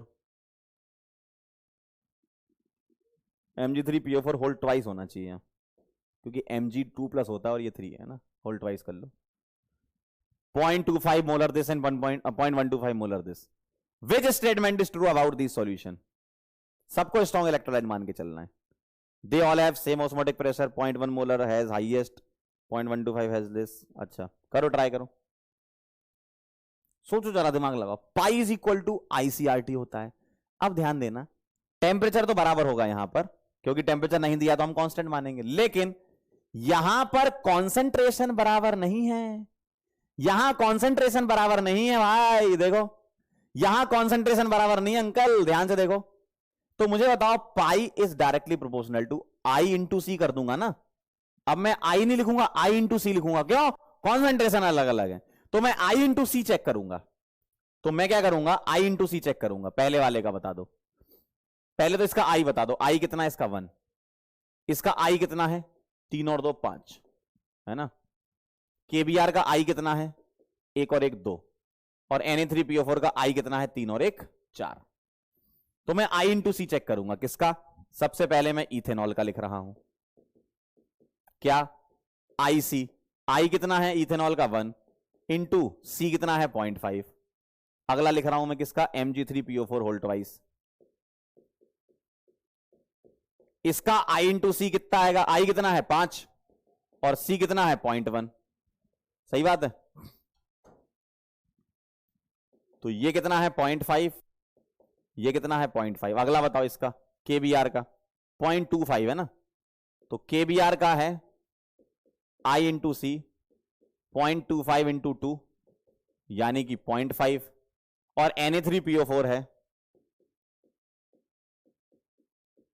इसका आई इंटू सी, तो 4 इंटू 0.125 यानी कि ये भी 0.5, यानी कि सबके आई इंटू सी बराबर हैं, यानी कि टेम्परेचर तो कांस्टेंट है, सबके पाई भी तो बराबर होंगे, सबके पाई भी तो बराबर होंगे भाई, सबके पाई बराबर होंगे ना। आई इंटू सी चेक करना है तुमको, क्यों, अब आपका कॉन्सेंट्रेशन सेम नहीं है।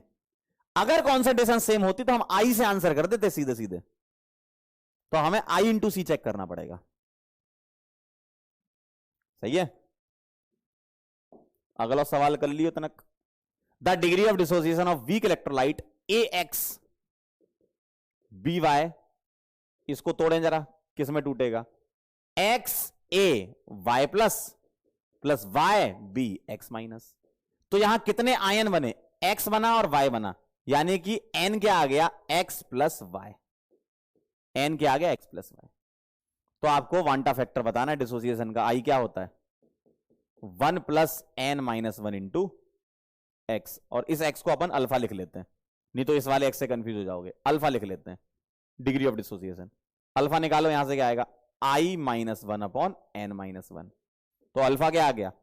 आई minus 1 upon X plus Y minus 1, क्योंकि मैंने एन को रख दिया एक्स प्लस वाई। ए आ जाएगा भाई, मैंने एन को रखा एक्स प्लस वाई, क्यों? टोटल आयंस कितने हैं प्रोडक्ट से पता चलता है ना? मजा आ रहा है? एक और करोगे? क्या बात कर रहे हो? पढ़ो जरा। If A is the degree of, A नहीं अल्फा है, if alpha is the degree of dissociation of Na2SO4, van't factor बताना है। बताओ। Use for calculation, van't factor molecular mass calculation के लिए यूज करते हैं। एन कितना है इसका? 3। क्यों? 2 आयन बनेंगे Na प्लस के और एक सल्फेट का, तो एन 3 आ गया। I is equal to 1 plus N minus 1 into alpha. Check कर लो यहां से आई कितना आ गया? 1 प्लस 3 माइनस 1 अल्फा, और 3 माइनस 1 क्या होता है? 2, तो 1 प्लस 2 अल्फा। बदलापुर, बदलापुर आ जाएगा। 1 प्लस 2 अल्फा, सही है। अगला सवाल, which one of the following aqueous solution will exhibit highest boiling point? Boiling point highest चाहिए, बॉइलिंग पॉइंट हाईएस्ट चाहिए। अगर बॉइलिंग पॉइंट हाईएस्ट चाहिए तो डेल्टा टी भी हाईएस्ट होगा, और डेल्टा टी भी हाईएस्ट होगा तो आई भी हाईएस्ट होगा। लेकिन जरा ध्यान देना, यहां पर इन्होंने सब जगह कैपिटल एम लिया है, तो हम उसको स्मॉल एम लेकर सॉल्व कर दिया करेंगे।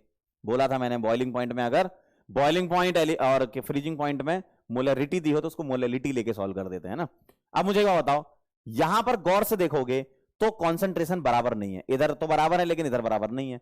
तो मैं क्या बोलूंगा? Delta TB is equal to I into KV into M. अब ध्यान से देखना जरा, अब ध्यान से देखना, अब हमारी सिर्फ आई पे डिपेंड नहीं करेगी चीजें। डेल्टा टीबी ज्यादा किस बात पे डिपेंड करेगा? आई इंटू एम ज्यादा होना चाहिए। ये तो तब होता है जब एम तुम्हारा कांस्टेंट होता है, मतलब एम वेरी नहीं करता, मोलरिटी वेरी नहीं करती है। लेकिन अगर एम वेरी करेगी तो एम को भी लेना पड़ेगा। तो आई इंटू एम से चेक कर लो तुम, ठीक है? तो मैं पहले वाले का आई इंटू एम चेक कर रहा हूं। किसका?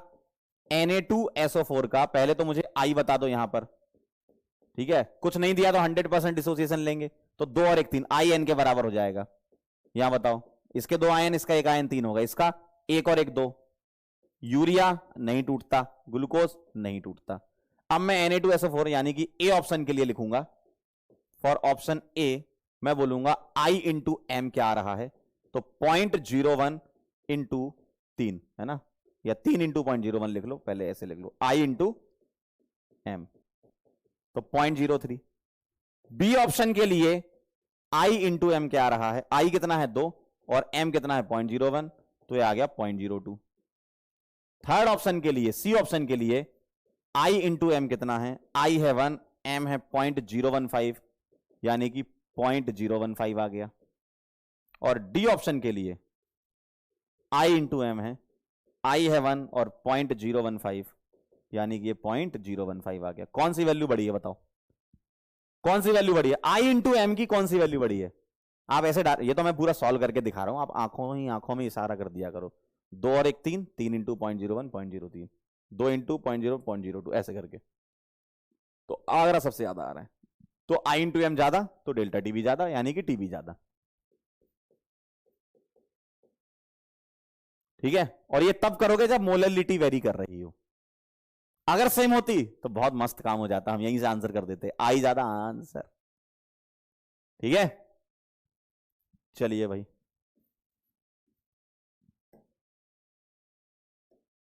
एक अंतिम सवाल हमें सॉल्व करके आप दिखाएं। अब मैंने सारा बता दिया, अंतिम सवाल मैं चाहता हूं कि इस सवाल का आंसर सबका सही आना चाहिए, ठीक है? फ्रीजिंग पॉइंट निकालना है आपको, करो जल्दी फटाफट से एक लास्ट।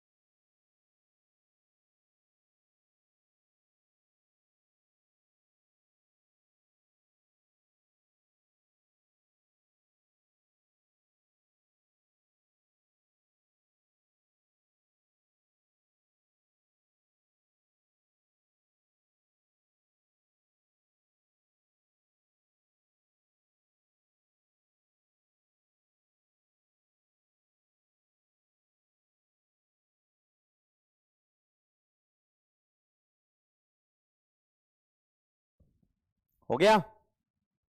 पक्का पक्का पक्का। चलिए आगरा आंसर कह रही जनता। क्या दिया है इसमें बेटा? ये जितने सवाल मैंने कराए ना आज, सब फिर से सॉल्व करने तुम्हें। जिनको थोड़ी समस्याएं हो रही ना, आसान होते सवाल इसके, बस एक बार प्रैक्टिस जरूर कर लेना। आओ जरा।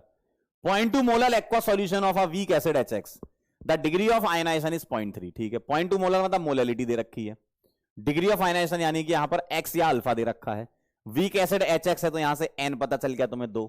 क्या निकालना है? Freezing point of the solution निकालना है ना। तो delta TF is equal to I into KF into M। ठीक, I निकालना है पहले, क्या 1 plus n minus 1 into X, तो I आ गया आपका 1 प्लस 2 माइनस 1 इंटू 0.3, यानी कि I आ गया आपका, ये 1 बचेगा 1.3, तो ये आ गया 1.3। KF कितना है? 1.85। मोलैलिटी कितनी है आपकी? 0.2। ये बता दो डेल्टा TF, और डेल्टा TF आ गया तो TF आंसर आएगा लेकिन नेगेटिव में। क्यों? क्योंकि 0 माइनस TF होता है, तो आंसर आएगा ये माइनस 0.480। जनता आंसर बता रही है, फर्स्ट आंसर आएगा, फर्स्ट आंसर आएगा। चेक कर लो जरा, सही है? चलिए भाई, बहुत बढ़िया।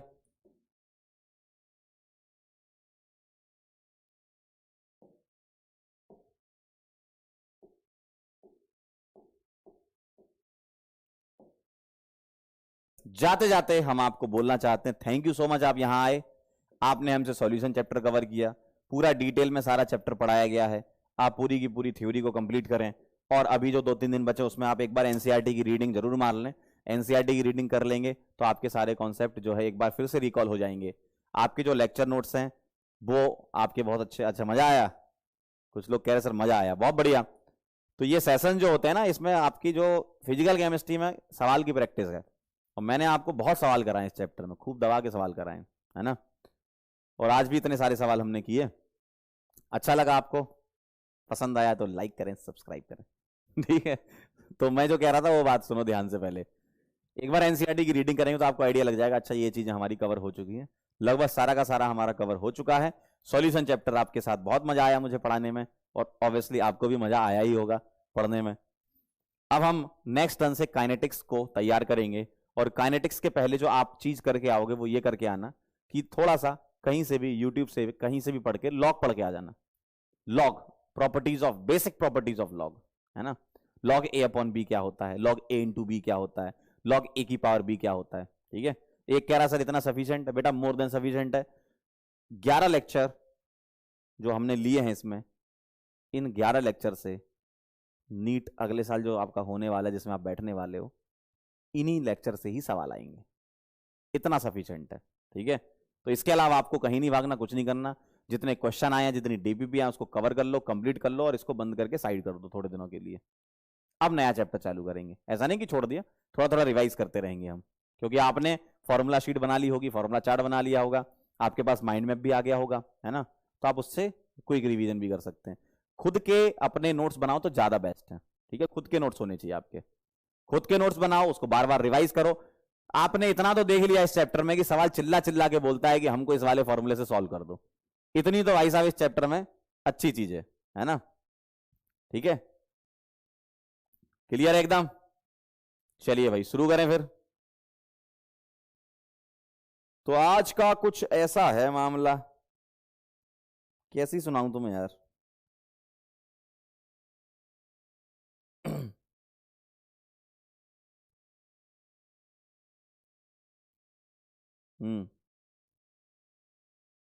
चलो एक मोटिवेशन वाली सुना देता हूं तुमको, सुनिए फिर इसी बात पे, सुनिए सुनिए। तो कुछ ऐसा है कि मेरे दुश्मन भी मेरे मुरीद हैं शायद, मेरे दुश्मन भी मेरे मुरीद हैं शायद, वक्त वे वक्त मेरा नाम लिया करते हैं, मेरी गली से गुजरते हैं छुपा के खंजर, रूबरू होने पर सलाम किया करते हैं। ठीक है, तो अब हम मुलाकात करेंगे बेटा आपसे नेक्स्ट लेक्चर में, और केमिकल काइनेटिक्स को हम स्टार्ट करने जा रहे होंगे। ये कह रहा प्यार वाली सुना दो मम्मी पीछे खड़ी है, ध्यान से थोड़ा एक उड़ती हुई चप्पल यहाँ कान के पास से निकलेगी, बहुत तेज हवा आएगी। मिलते हैं बेटा फिर नेक्स्ट लेक्चर में, तब तक के लिए ओके बाय। रिवाइज कर लेना बेटा।